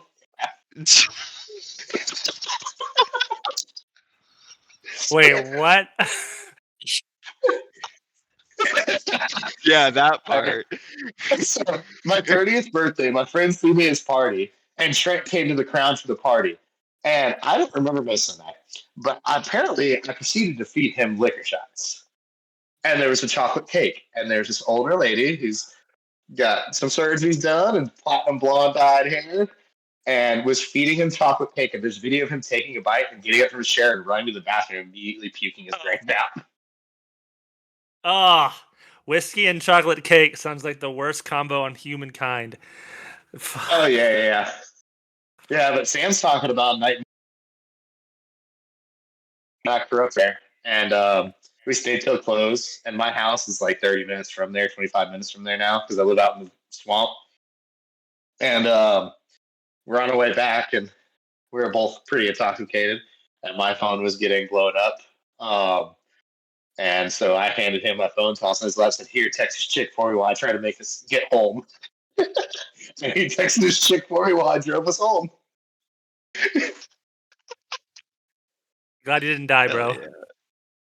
Oh yeah, that was 3 years ago, 4 years ago, something like that. It's a steamer of a drive from that bar to his house too. 30 minutes. It is not some short journey. It is yeah. A lot of opportunities to get pulled over, for sure. For sure, Yeah. dude. You're going through the sticks. Yeah, no, that's the night he's talking about. There's a lot. They actually sponsor the race series every year too, the Crown Lounge. It's pretty rad. That's cool. Yeah. That's thinking outside the box. All right, so I kind of want to know because I'm vaguely familiar with Goblin mode. How do you know when to go into Goblin mode? And is there even a decision making process, or is it just kind of like we have found ourselves in the pits of Goblin mode? Like, It's usually the vibe. You're in a vibe. You know, everybody having a good time. Usually when there has to be a couple people in synchronization of reaching that point where things start to get wavy, like in your walk and things start to kind of tilt as you're walking straight. That's when Goblin mode can engage and you're safe because everybody's on that level. And then you just make terrible decisions and be heinous and try to drop in Ramp's trunk and fall over backwards and shotgun a bunch of beers. And this just okay, Goblin mode is like Super Saiyan mode for getting hammered. So you don't shy away from it once you realize you're going towards it. You dive in. Oh, no, I mean, once you're in it, you're in it. You can't just avoid it. You know what I mean? It's like you can't avoid a rip current. Once you're in a rip current, you're fucking in it. Right. So you might as well just go with the flow. You got to go with the flow, man. Yeah. So, Come on down to Claremont and find out. Yeah, come down for an event, buddy. I would love. You come down and meet Michael Jordan. He's at Dylan's house. I got Michael Jordan statue on that porch. If I could somehow find a way into Goblin mode without being a borderline alcoholic or getting hammered, I would be very on that tip. I wonder if there's a way. Yeah. I don't know, man. I'm sure there's got to be a way. There's You always can definitely go Goblin mode for sober. Yeah. I feel like I've been in Goblin mode skating sometimes. Yeah, for sure. Oh yeah. That's when the adrenaline. That's usually when the best. Right. That's when the most heinous and cool fun things happen. The craziest shit happens. Yeah, like I had this crew. I have this crew in Portland, Oregon, who skate bus runs, and part of the run is just like bombing through like one of the most busy streets in town. Hell yeah! You're literally weaving, bobbing and weaving in front of cars to like find your line through them. Like you don't stop. You just keep going. And at that point, you're yeah, you're in it. You're just like, all right, well, fucking, let's see what happens. Either do it or don't. But if you don't, you're gonna die. Yeah, pretty much. It's like do or die kind of situation, and like man. But like in a very gray area of legality. Yeah, no. And that's how you find out who you really are as a person or who your friends are really as people, is when you almost die together. Facts. That's fact. It's just so fast. I got a guest question from Darren here. Oh, Derek. He says, "Hey, Dylan, I love what you do. You know this. What keeps you going? How do you continue holding events year after year?" The homies. The continued support and love from the homies. The homies keeping me from losing my shit on everybody and be like, hey, Dylan, chill the fuck out. Go smoke a bowl and a cigarette, and we'll go ahead and continue this. You know? That for me. Let's go chill out. It's okay. But yeah, no, just this continued support of the homies in the scene all over the world and like all the sponsors and all the stoke from everybody, you know? It's just really cool. It's really cool to see and be a part of the growth and what it's become. And like, people know who Crusty are like all over the fucking. It's insane, you know? Yeah, how do you balance like work life and event organizer life? Because it takes some time. It takes time and energy. Man, I guess I've been doing it so much and so consistently with event organizing that's just like I have everybody's emails and phone numbers for sponsors, which is always the most difficult part. You know what I mean? Is getting the sponsors and getting stuff sent out to you. But once you have the contacts and you have the reputation, it's not so hard. Other than that, like the work is just setting a date. You know, taking a night to set a date, make an event page and a poster, and post about it and send out emails. You know, the hardest work is actually running the event, setting it up, whatever. You can do that in your free time before you go to bed, whatever. But like actually running the event and chasing around and trying to gather and herd a bunch of degenerate skaters is the difficult part. Yeah, I think but one thing you said that I am kind of trying to adopt is if you're in your own town, throw an event. If you're going out of town, let the person who lives there throw the event. Don't like. Yep. Hey, these two host events that I organize. Like Jacob does the Gainesville event, Ian does the Tallahassee event. Like I tell everybody, like, if you want to event in your area, if you want to do it, let's do it. If I'm not in Claremont hosting it, I'm not hosting the event. I'm going to skate out of town with my friends. If you live there, that is your territory. I'll get you the sponsors. I'll set up the page. I'll have everything. All you have to do is show up and fucking yell at people and collect money. That's it. It's pretty easy. And so that's what I did. Yeah. Yeah. What do you guys? So I mean, what do you guys feel like? You have like, what has been your experience like throwing events? Like, do you feel like it's easier once you do one, and then it kind of like just becomes like a growth thing, or do you guys have difficulty with it? Like, what do you guys say? Yeah, I would say, it's obviously hard the first time you do anything. But I feel like events also have their varying factors, like location, the people that are there, time, level of amount of drugs, alcohol involved, all of that stuff. parking. Sometimes it's hard. Yeah, parking. It's sometimes hard to get everybody situated at the same place or on the same page. Like on time. Yeah, on time. I know you feel me looking at you, Ian. Hey, man, Ian's got the furthest drive. See, that's the thing is like a lot of these events are hosted in Claremont. Like probably about half to 3/4 of them are in Claremont. That's not just the Cup Series, just events in general. I mean, we got like 4 places that we host events throughout the year in Claremont, but irregardless, not everybody lives there.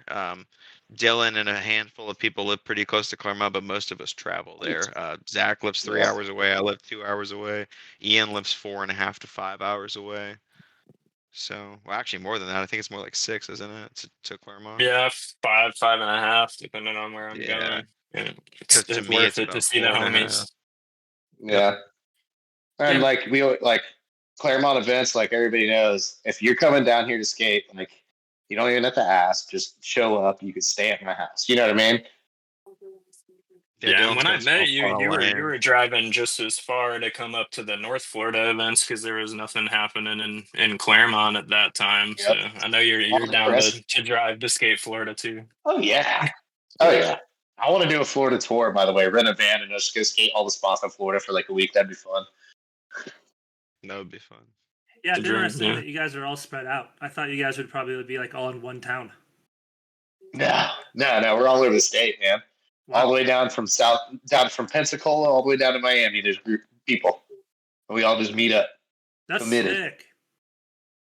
Most of the people that come to skate Claremont live on average between an hour to 2 hours away. So how often if you exclude like the people that live in the Panhandle?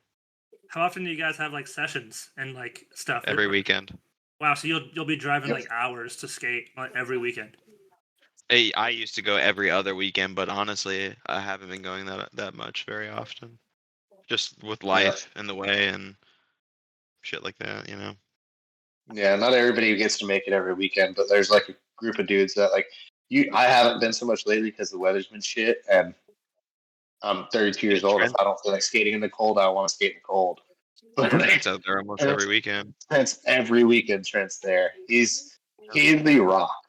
We would not all be here without Trent. I'm going to say that right now on the record. We would not all be here and still doing this without Trent. Agreed. Yeah, he seems to be like the most visible dude. Like he seems to be the most common theme in all the videos. Dog, his helmet is reflective gold. He's a gold helmet, and he's steezy as fuck. He's steezy. He's funny. Yeah. Yeah. Let's talk a little bit more about like what your guys' like event philosophy is, because you were telling me, Dillon, that you like to go to events but you don't compete.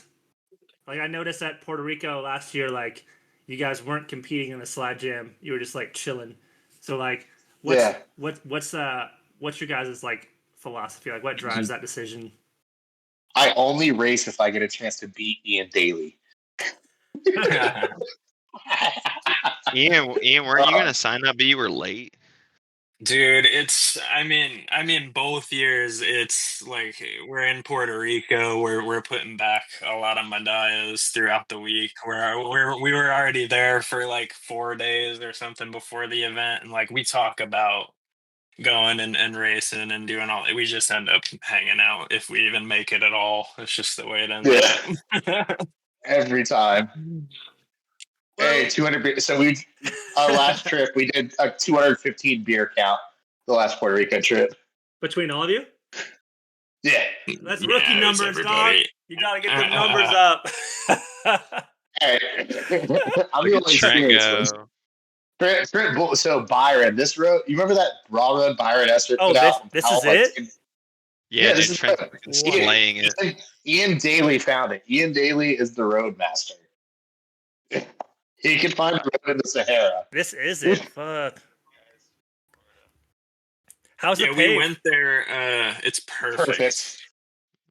It's fresh. It can feel a little sticky, but it'll be wearing down. But yeah, that one we were super stoked to find because we were trying to figure out spots for Puerto Rico, and I asked Connor O'Brien for a couple pins, and I sent him that Byron run and said like, we're like something like this would be perfect, and he didn't know where that was, but like gave me a couple in like the middle of the mountains out there, and just did my thing on maps, and didn't notice anything, like didn't think anything of it when I found it. It was just on the list of roads we checked out, and somebody pointed out when we were there that like this is the Byron Hill, just randomly found it. Yeah, it was me. We were driving up. I said, dude, this looks so much like that Byron road. And we get up to all the haircuts, like, this is it. Because I saw the top right. We were coming up the hill. I saw the top right. I said, oh my God, this is the Byron road. Dude, that's amazing. Like, that's the one road I wanted to skate and did not get a chance to do it. But fucking kudos for finding that shit. Oh, this is so much fun. I hope the boys out there right now are skating this hill. I sent Julia the Apple Maps or the Google Maps that we have, the Puerto Rico map with all the roads. She was asking me for them. Hell yeah. Yeah, hopefully somebody gets out there.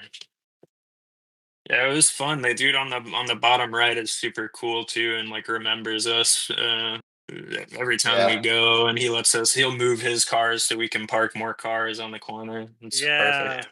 That was in a driveway and shit. Yeah, that squat was so sick. Yeah, dude, squat reverse entries are honestly like, they should be done more. A two-hand Tony. The Tony. It was just surviving. I did not want to film this, but Dillon is so good at peer pressuring you to do something you don't want to do. Why didn't you want to film it? I am. He hates follow runs. I don't like the pressure of the camera. Like, I'll be skating fine all day, but as soon as the camera comes out, like, I'm getting in my head. It's just not for me. Praying mantis when the camera comes out. Yeah, I feel that. It's tough. I wish it wasn't. It'd be really fucking cool to like skate how you normally skate when the camera's out. Never hug in the trees when I film Ian. He doesn't see me. That's the way to do it. Yeah, that is the way. The ninja filming. That way I get the best clips of him. Oh, I am definitely the guy that shows the camera in my friends' faces. Without a doubt. And yes, I peer pressure the fuck out of them. Yeah, so like what do you feel like scratches the itch for you these days when it comes to making a good video? Like why put the energy into making a video, and what in your opinion makes it like a good edit? I do it because it's fun and I like to showcase my friends and me and all of us skating, and because there's a lot of talented people in Florida, man. There's a lot more than there are concentrated in most other scenes, honestly. It's like Asheville and like us is the biggest, most talented scenes in the country. The bold claim. I'll put hands on it, dog. So you're making like just a record of what the fuck went down. Yeah, and it's cool. I want everybody should be able to see it. I like the vibes and everything else, but like, what makes a good video to me is first of all, like everybody like the fun vibes. You know, it looks like it's a good time, and then people just sending it and skating. You know, survival mode skating or skating the best they can. Like, no, videos are boring when everything's perfect. Like, I'd rather watch a video of homie like almost dying in every corner, but still making it down and sending it with style than dialed perfect slides in every single corner. That's boring. I mean, yeah, that's boring to me. Music is a big thing, and then like the music choice for the vibe of what you feel when you look at the footage. You know, like when I'm watching a follow run, like if different vibe of the skating decides it, I guess. Like fast paced, snappy skating is more like punk, metal type stuff. Flowy, free riding is more like rap, hip hop kind of vibe. You know what I mean? Things like that.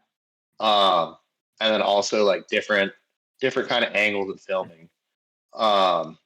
Like nobody wants to watch a continuous 3-minute follow run. But if you have 15 clips from a bunch of follow runs thrown together, cut up together, you know what I mean? Just the corners, the exciting part, like this cut to this corner, you know, it makes it more interesting. You know, keeps your attention longer, I feel like. Yeah, absolutely. Yeah, I like chopping it up. Yep. Ian, do you feel like This is a good. do you feel better getting filmed when you're skating with people, like in the run, compared to like Yeah, a solo for edit? sure. For sure. Like if any of the homies ask me to like drop with them, it's gonna be without a doubt.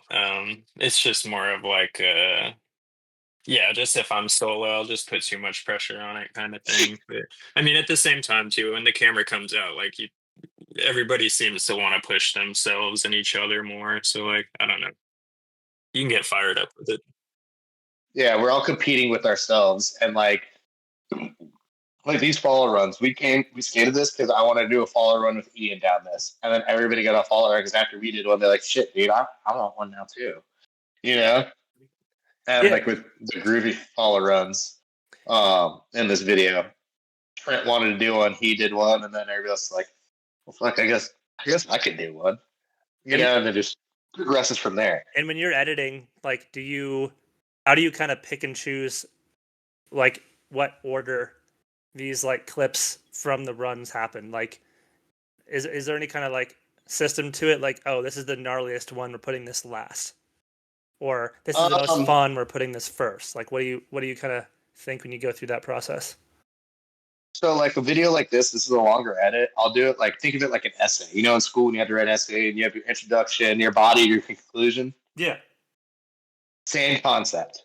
You know what I mean? And there's a different vibe for each one. Like in this video, the first part's one song, next part's a different song. You know, it's a vibe change. But I organize it by like days. You know, we're out here for like a week. This is, you know, a couple of this is like a first day or two, and then the second day or two in different sections. And then after that, as far as individual clips and runs, whatever gets downloaded into the editing app on my phone first, and the Google Drive is what goes first. You know. Got it. So it's all based on like who did what at what time. Right. And then like I always try, introduction is always like I try to do B-roll for transitions between, you know, songs and like days, you know what I mean? But like the introduction is always, I always want like an introduction of everybody that's skating, the B-roll and intro title, you know what I mean? Yep. And the conclusion is always, you know, it's the best run or the best footage or the last footage, you know what I mean, that we got. And then I do the credits or whatever at the end. But not necessarily like best run of the trip, but like best run of the last day. No, because they're all the best run. Because everybody's having fun. It's a vibe. And we're all just like competing with ourselves and each other like bullet. I feel like a lot of the times it'll naturally kind of like pick up as you go, because like further on the trip we're all feeling more confident and like getting a little friskier. Yeah. So like, you know, by default the footage is getting a little gnarlier too towards the end. Yep. Yep. I love it how everybody's on like a giant longboard. Yeah, he's on a fucking Byron. Yes, this We is the way. We ride them sometimes. Do you guys have any like dream videos that you'd want to make, or is it more like Hawaii. the video comes later, let's just go on a trip? Hawaii. Say it again. Yeah, Hawaii would be dope. I dream of making Ian Daly and edit solo edit, but he'll never let me.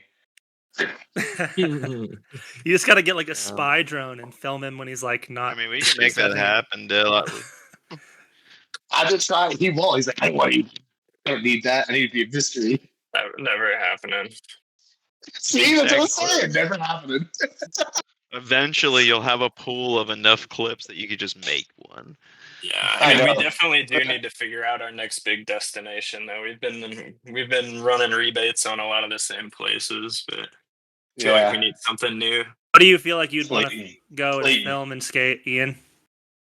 Dude, I've been thinking about that. Like, another island would be good. Like, Puerto Rico has so many crazy condensed roads, and I'm sure there's so many islands that are like untouched and unskated, and people don't think about that. Like something like that. And I love the like vacation vibe of like an island.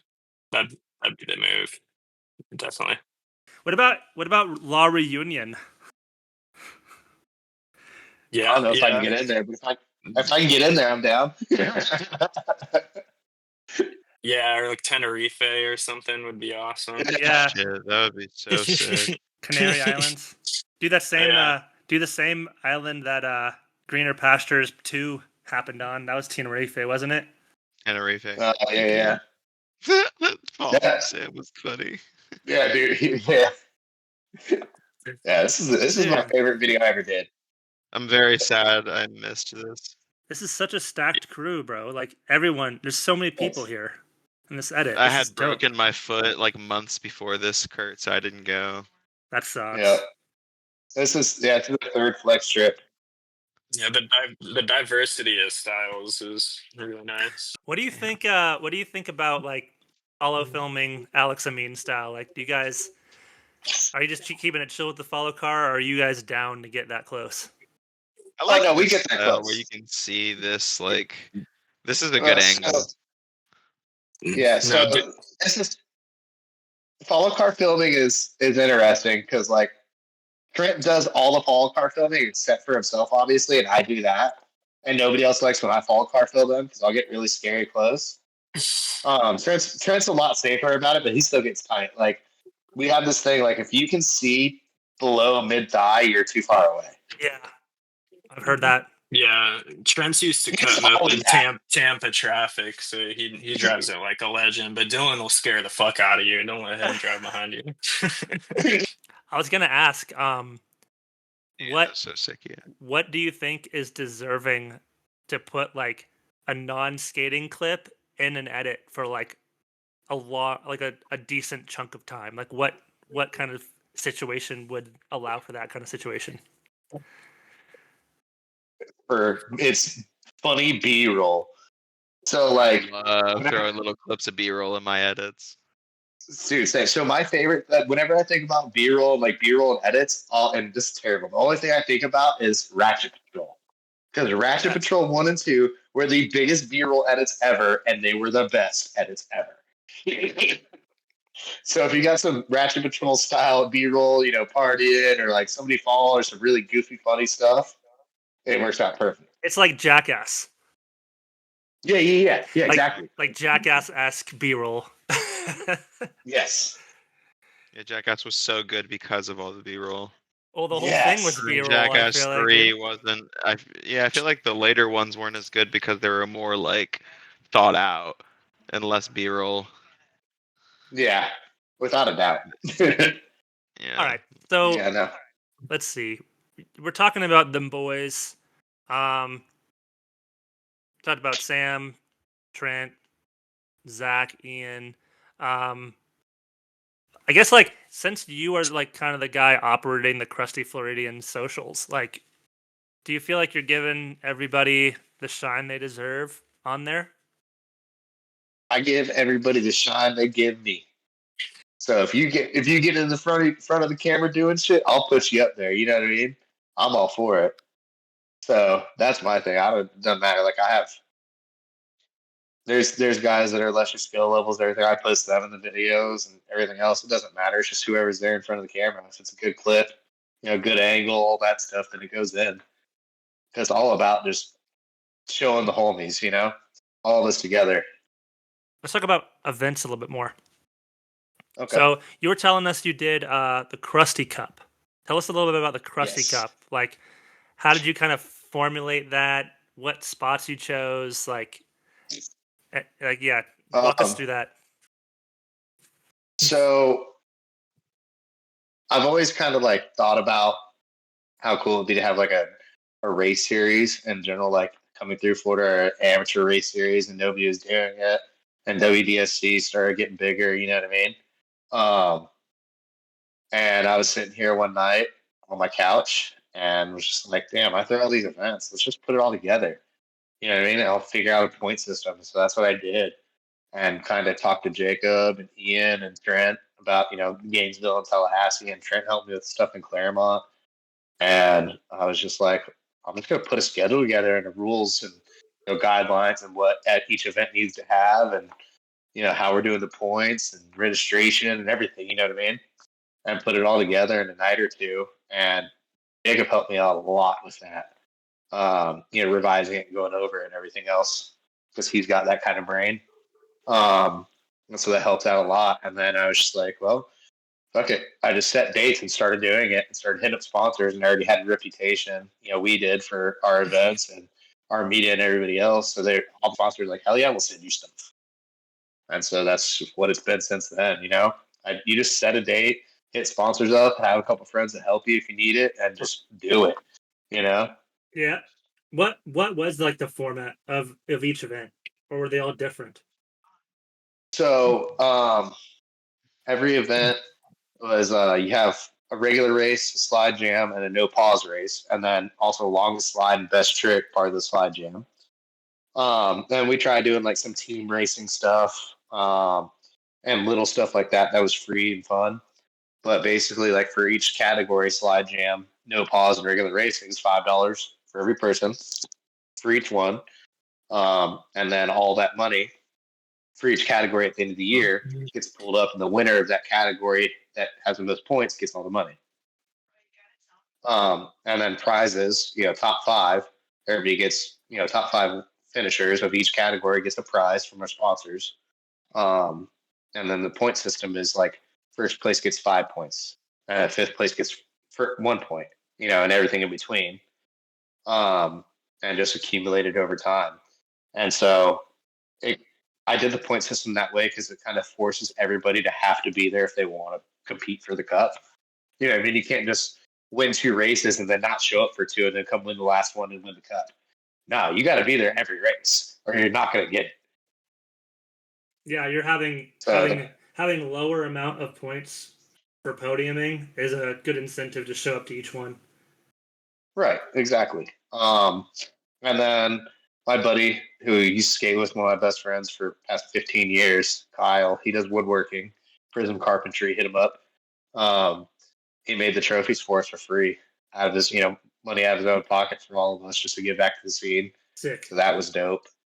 Yeah, I mean, is that like a wooden format, the rules? Yeah. Is that a wooden cup? Yep.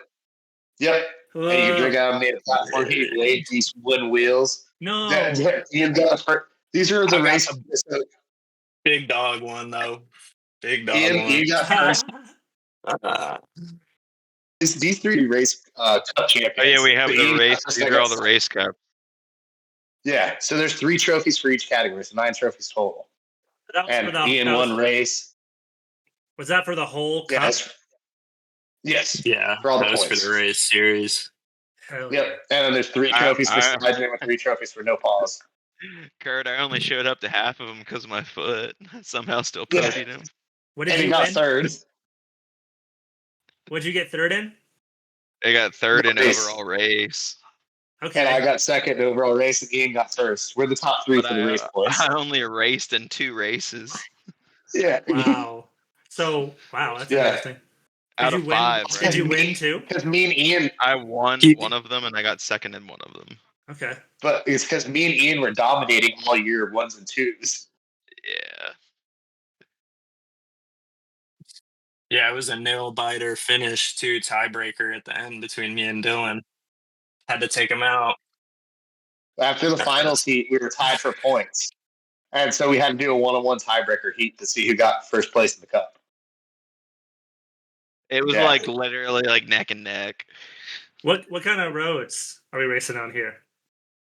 He beat him by like 2 wheels.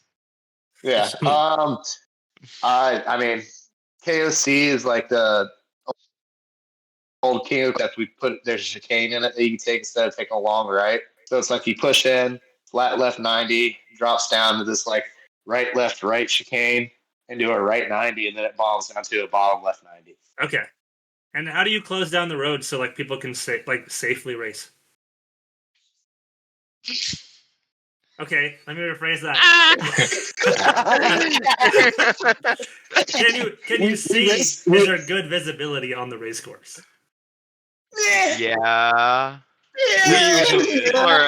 There's people mostly at each corner. Okay. Yeah, we I have was gonna spotters. say we have somebody at the finish line too, watching placement. So like they're gonna see if there's a car and let somebody know. I'm sure. Were there any like kind of close calls? At Tallahassee, we had a close haul. Definitely. Oh, yes, right. At the AJ Hinder race, because we just raced that road open. That was fucking super duper sketchy. Yeah, it's a public park, so that one gets hairy. Yeah. No shutting it down. That sounds busy. Didn't care though. No, the cop just drove by, didn't give a shit. I guess as long as you're like in your lane, it's fine. Don't be trying to Thank pass God people. we were. Yeah. It was fucking close, bro. Sometimes you'll be like so like lost in the sauce trying to win. You'll be like passing people in the oncoming traffic in a blind ass corner, just like not giving a fuck. It's like that's your fault, bro. You wanted to win that bad. You rolled the dice. During finals on that race, it was after that we had that incident with the vehicle. I clapped a bunch before we hit the last corner because I was like, I'm gonna take as inside of a line as I can. Like I'll go inside of the start line. It was so stacked, Kurt. There's a picture of the 5 of us all packed in, and we're all just surrounded with each other. Oh my god, dude, it was so heinous. And then going to the speed bump finish line was insane. We were all 5 wide. Going over a speed bump, going to the finish line. The finish line's a speed bump? Hell yeah. Yeah, there's a speed hump and then a speed bump. There's 2. So it makes it really fun. Whoa. Yeah, like a stack. Like I'm like not even looking straight ahead. I was just looking at the ground to stay low. Yeah. Like before I came around the corner. Blowing lane. You actually can't even see. There's a guy, if you look real close, Kurt, there's a guy filming on a luge board. Oh yeah, I see it. Wow, that is super tight. It's Billy Foss. That's amazing. Yeah, here's the finish. Bump.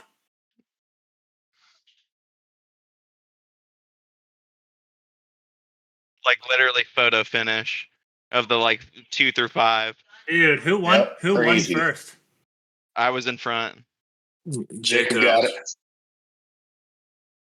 Yeah, was this the one? It's pretty funny how like we could just be having a race on a path or like some road like that, and like totally not be at a part of the course where like some person's just crossing the street, and then you guys would have just killed that guy. Oh, yeah, we did that. Just like, whatever. Sorry. Shouldn't have been crossing the road, buddy. I mean, you can hear it, though. Yeah. Like, most people who aren't, like, deaf can hear a fucking pack of skaters coming down the hill. Like, you're It's not going to... loud as shit. Unless you got headphones in, dude. Like, you know. I don't know. Yeah, the wheels are loud. It is what it is. Especially when you stack 5 deep through a corner. Yeah, there's not really any getting away from that. You could probably just dive.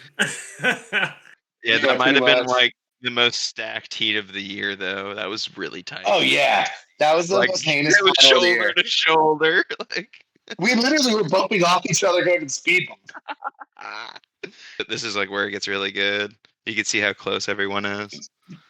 So this is that big corner coming up, Kurt. The first last left. You can see everyone stacked up. Holy shit! And this is where everybody starts getting really close. Oh Yeah. man, Ian Dillon tried to swing around the side. Dylan, is that you in Yeah, yellow? I was trying. You're just Yeah, getting Ian's the door outside in yellow. He's just getting the door shut on him over and over. Fuck. It's so heavy. Oh yeah. Dude, it was insane. You guys got some stuff planned for this year? Yeah, Crusty Cup 26, baby. I'd like to Yeah, add and another then- race. I think we are in May. I think we're doing one in Pensacola in May with Ashby. Jesus, Snake and Big Gab. hell on earth. Oh, wow. Big gap race. Yeah. That'd be cool. No, Big Gab slide jam, Snake, no Snake. pause and regular racing Snake. Knockout okay. tournament style. And Yeah. we'll have to do the Eliminate- regular race somewhere else. It Stop. doesn't make sense because you can't really put your hands down there. I know. Well, we need to get with Ian and get that squared away. Ian Ashby, the other Ian. Couple tracks we could go with. Yeah. We'll figure that We out. could get with Cassidy on it, honestly. What's the vibe of the slide jam portion of that event? Like, who's judging? How hard are people going? Like, tell us a little bit about that. I'd definitely be a judge there because I'm from there and I used to skate that Yeah. spot all the time. And I'm not really like huge on the slide jam portion of everything. Cool. Like, I'll throw a bunch of stand up Yes. slides, but I'm not really technical. Right. Typically that's- slide jam judges are like, if it's in Claremont, it's me. If it's not, it's like Ian. If it's in Tallahassee, Jacob. If it's in Gainesville, but like the dudes that don't really do slide jam stuff, the more downhill guys, like our buddy Christian and Dylan Emler, a couple other dudes, they'll judge, because they don't really care about doing slide jam. They don't. That's not their thing. Do you guys have a pretty Christian's on like decent pool of technical sliders out there? Yeah, the goal is everybody try to beat Ian and Sam. Okay. yeah. So you got like two like main sliders, and everyone else is just like trying to step to that shit. Trent is pretty good at technical slides too. Trent's a sleeper, man. There's not really a whole lot of people doing like a lot of the crazy tech shit though. No, just big old milkers. Everybody needs to like just Yeah, start most riding of us dragons. are hauling ass. If everyone gets on Yeah, Bro, I dragons, can't even the ride game's gonna change. snakes. Can you rain skate? Hardly. No, I'm scared. Dude, I'm so scared of Basically rain dragons. skates. yeah, it is. It is. It straight up is. Like you can't lean off your board. You kind of just have to like turn your hips and slide forever. It's very on top of your shit. Absolutely. Yeah, no. Well, I like what you guys are doing. I like the options. Like having an option for everyone to come out and have fun and push themselves in multiple different categories. That's super sick. Yeah. That's the first slide jam series that you'll see. Nobody else will do a slide jam point series, I'll tell you that. I mean, the only Shit, not, we got not points. I've seen one in Vancouver, but not for points. Yeah.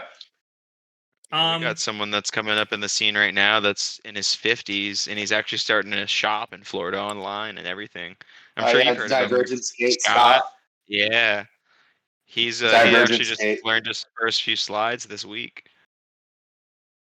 So That's cool. we're always growing. It's sick.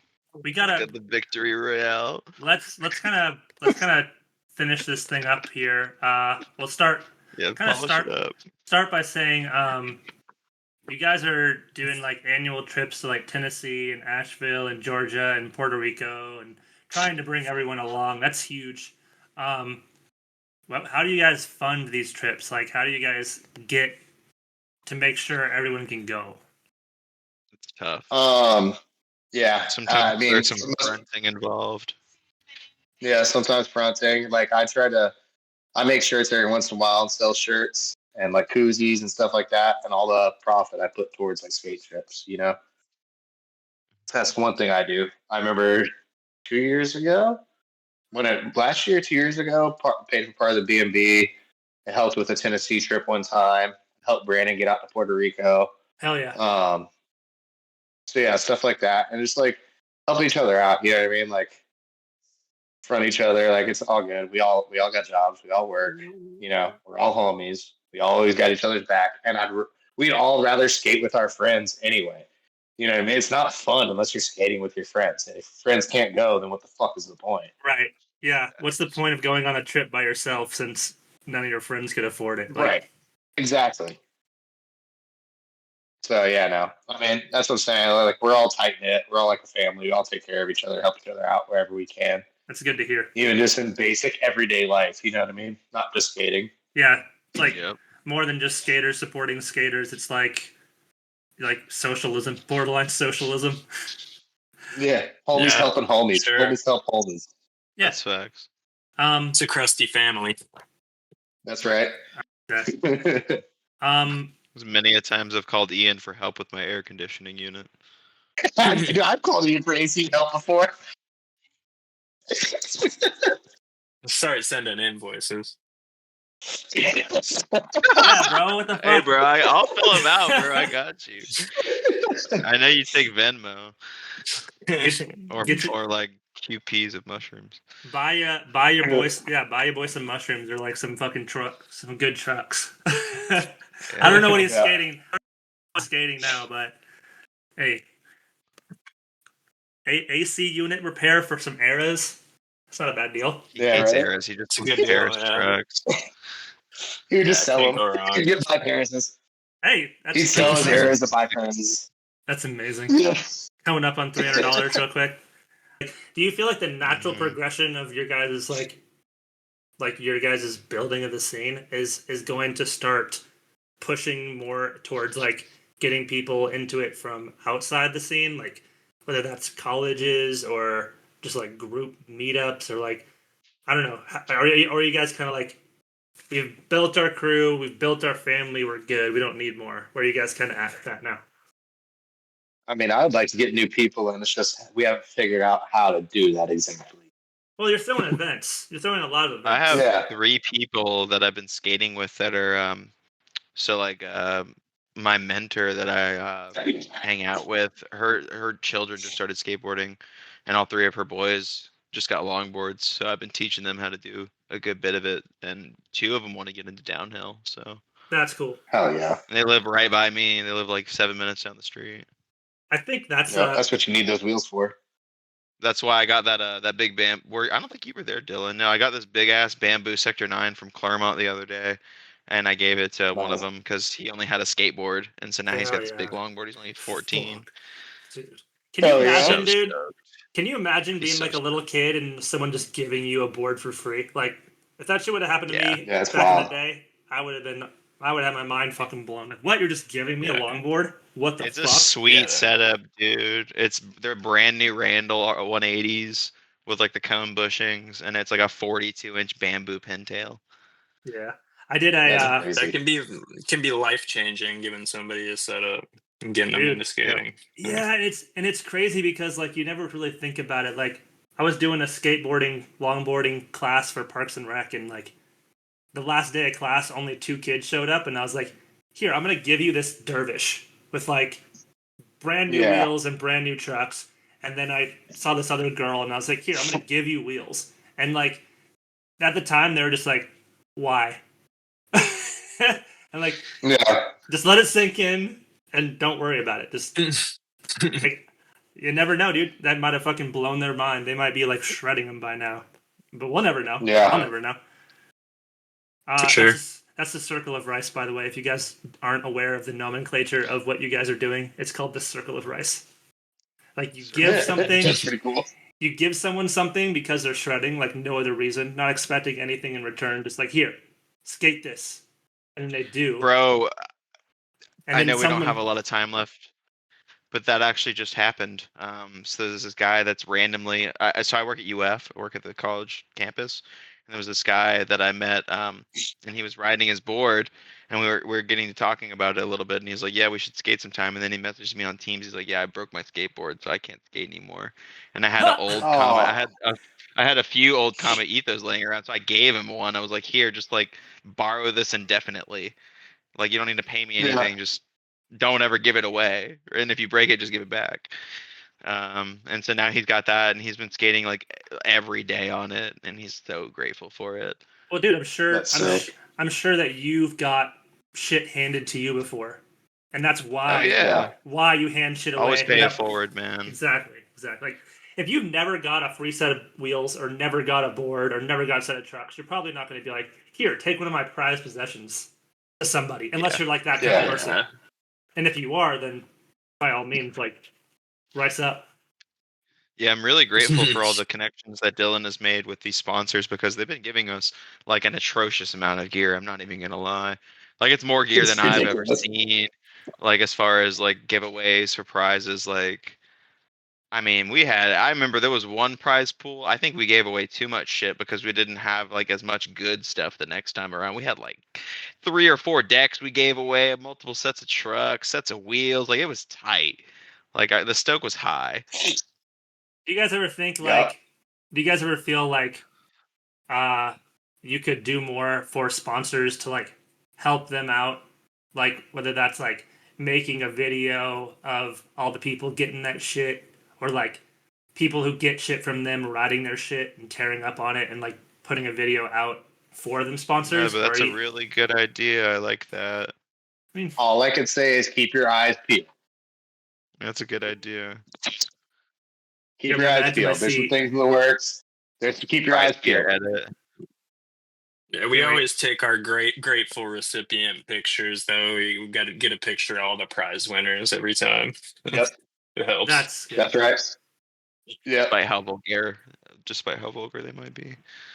Yeah. Okay. All right. Let's close this one out. So I guess it's like, it sounds like you guys, Dillon yourself included, of course, have a lot of heart for longboarding. And I mean, what do you think it all comes down to? Like, is it just for like the love of the game, or for the sport, or is there more to it than just like the fact that you're riding skateboards? Like, what's your philosophy? Tell me something else you could go and do with all your friends every weekend and feel like a little kid again and have a blast and not have to worry or think about anything. Yeah. And just chill. About like your regular adult life. Yeah. Every Sunday, I'm not 32, I'm 21. It's beautiful. Yeah. Brandon Tisson, who we just released an episode with, he said it a good way. He said, I feel like you're just partying on a hill, like, and you can get away with whatever you want. Yeah. It's awesome. What other sport can you just go and like drink and smoke weed in public and just be like, whatever? You can't. Nice. You can't. We do it all the time. Yeah, and I love it, like when you go out with a crew or a community and you're just like, dude, we're not even fucking in this Matrix bullshit. We're just here doing whatever the fuck we want. Like, no one's gonna fuck with us. Like, and that happens. Right. It's just like, damn. Like, if you have the mindset, then you can pull it off, I guess. It's beautiful.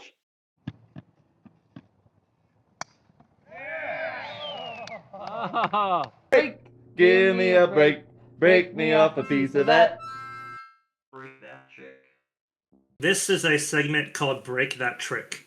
And what's going to go down is I'm going to show you guys a clip of you doing a trick. And I want you to break down what you like about it, how you do it, and what helps to learn it. Because at the end of the day, we're all about helping people learn stuff here on this podcast. So let's do this. Break that trick. Oh, yeah, the picking up the hand in the reverse entry. Yeah, we got a lift off reverse entry Coleman slide. Yeah. So the biggest thing is like most turns, you want to start outside in. You want to go inside when you do this. And just kind of throw out like you do at a pendy, but immediately snap into the switch. And that's the easy part. And as you're holding the switch, you got to figure out how to lift your weight up and be over the board. That's the key, is keeping your weight over your board so that you're not falling backwards and sliding out and keeping your hand down, but you're also not going too far to where you ice them. So once you figure out that balance where you kind of just lift your weight up over your board and stay on top of it, lifting up the hand and coming through switch becomes really easy. I mean, that's pretty much it. Just inside, throw out your pendy, immediately switch, and then get your weight over your board flat. Hell yeah. Yeah, I feel like helping like a really steep corner with a steep inside helps too. easier to get yourself up. Hell yeah, man. Thanks. All right, now we're going to go to our last segment before we close it up. This one is a fun one. It's called our hot takes. So I don't know if you're familiar with our hot takes, but I want you to answer these questions I have with the first thing that comes to mind. All right? All So right. no really thinking, just first thing that comes to mind. All right, so prepare yourself here. All right. All right, so the first couple of questions are submitted by one of your homies. You know who you are. All right. Top 5 all-time Florida skaters. Oh, all time. All time. Ian Daly, Sam Crandall, Trent Humphreys,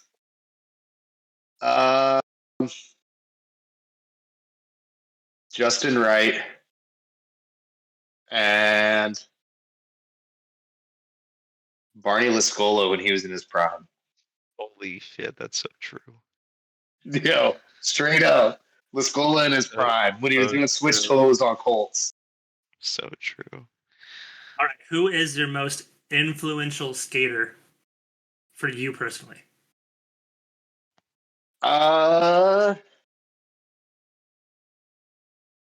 It changed over time. At first it was James Kelly, and then it was dudes like Riley Irvin, and then David, because David's the homie, and just watching him get better over the years, you know, after he moved to Asheville's been pretty sick, and he's also like the GOAT.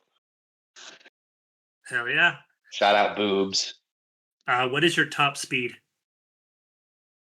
At Chiaha, I did like in between 55 and 60. I don't know. Or he was driving behind me, I think. Or Kevin was. It was Kevin that was driving behind me. All right. Favorite skate trip? Ooh, the second Puerto Rico trip, the 9 days. Yeah. All right. It's a good one. Favorite dirty racing tactic?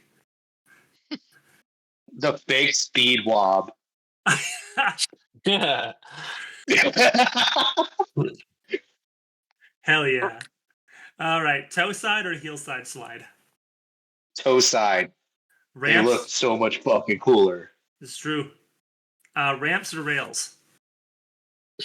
Ramps. Okay. Favorite. Rails sound scary. Right. Easy way to get yourself broken off. Yeah. What's your favorite food on skate trips? Ooh. Gas station glizzies with my dog Ian. Yes, sir. Careful, Nothing better. dude. Careful of the chili at the gas station. Chili cheese will fuck Oh you yeah. up. Oh yeah. Favorite place to skate? Flex, because there's so much. Do you crumple or roll your toilet paper? I fold. I'm not a psychopath. Yeah, dude, I can't. Stacks. If you crumple your toilet paper, get help. Bro, Have yeah, you had we anybody say crumple? Crumple, dude. So, soft wheels or hard wheels? soft. Favorite durometer? I don't know. 78. All right. Would you rather ride powder or ride a freshly paved road? Oh. Freshly paved road. All right. Skate trip. Who's in the van and where are you gonna go? Me, Ian. Is there a max? No. All right. Oh, Lord. Get a bus for all I care. Me, Ian, Trent, Sam, Zach, Jacob, B, Isaiah, and then some OGs, Dylan Imler, Justin Wright, Prescott, Adrian Cole, Mickey Alexander, Corey, Oh, jeez. That would be the stat. Hell A yeah. bus for sure, You guys got to get a Crusty Florida bus. dude. That'd be insane. Needs to happen. What's your most That'd be so memorable? What's your most memorable event? That I've hosted or skated. Both. Let's start with skated in. Most memorable event I skated in was my first win. It was that tunnel that Corey threw, and it's the day before my grandma passed. And so I told her I was going to win the next day, and I did. That was my first win. Wow. Most memorable event hosting was the first Sunnyside birthday event I threw in 24 because that was insane, and the party was fucking wild. All right. Do you listen to music when you skate? Yes. All right. What's your favorite song to skate to? Right now, I've been jamming a bunch of rhythm, like really obnoxious rhythm. So really anything like that right now. So yeah, a random rhythm playlist on Spotify. All right. What is your favorite video of all time? And what's your favorite edit that you've made? Can that be the same? Sure. Flex Round 3. Go watch that shit on YouTube. Shit's good. Yeah, it is.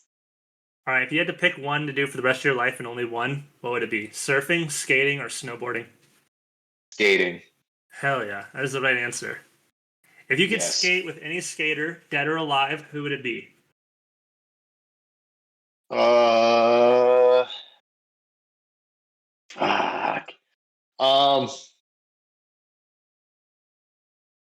Damn. I guess I'll say Cliff Coleman just because that'd be fucking legendary. That would be. That would be so sick. Yeah. If you could live anywhere, where would it be? Puerto Rico. Fuck, dude. I've thought about moving there myself. I'm not gonna lie. Yeah. What you call it? Longboarding or downhill skateboarding? Skateboards, skabo, it's all the same. Okay, is skabo more of a sport, lifestyle, or an art? It's whatever you want it to be. That's the beauty of it. It's whatever the fuck you want. It's your own personal thing. It can be your lifestyle, it can be your art, it can be your hobby, be your sport. It's all about how you look at it. That's what's cool. It's individual. Now, what is it for you? I guess lifestyle at this point. I've done it for so fucking long and based so much of my life around it before, you know? Yeah, for sure. It sounds like you're making it work, too. Yeah, trying to. Who would your ideal sponsor be who's not a skateboarding brand? L&Ms are expensive, though. L&M. All right. What's the kookiest trend happening now? Double foot stops. Weights. Weights, double foot stops. Yeah, they're the same. I love you, Zach. Oh, you guys have one, huh? All right. Who's the GOAT? Who's the greatest of all time? David Boubier. David Boubier. Boobs is the GOAT. All right. And these two are bonus because I want to hear them. What is the most wild shit you've ever seen go down at a party? Oh shit.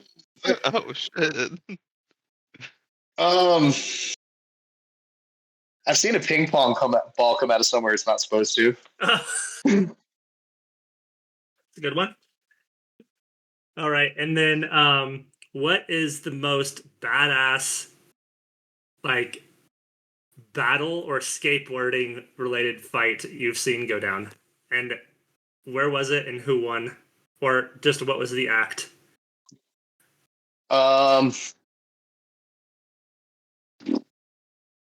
Just like actual physical altercation? Yeah, like could have been dirty racing or whatever.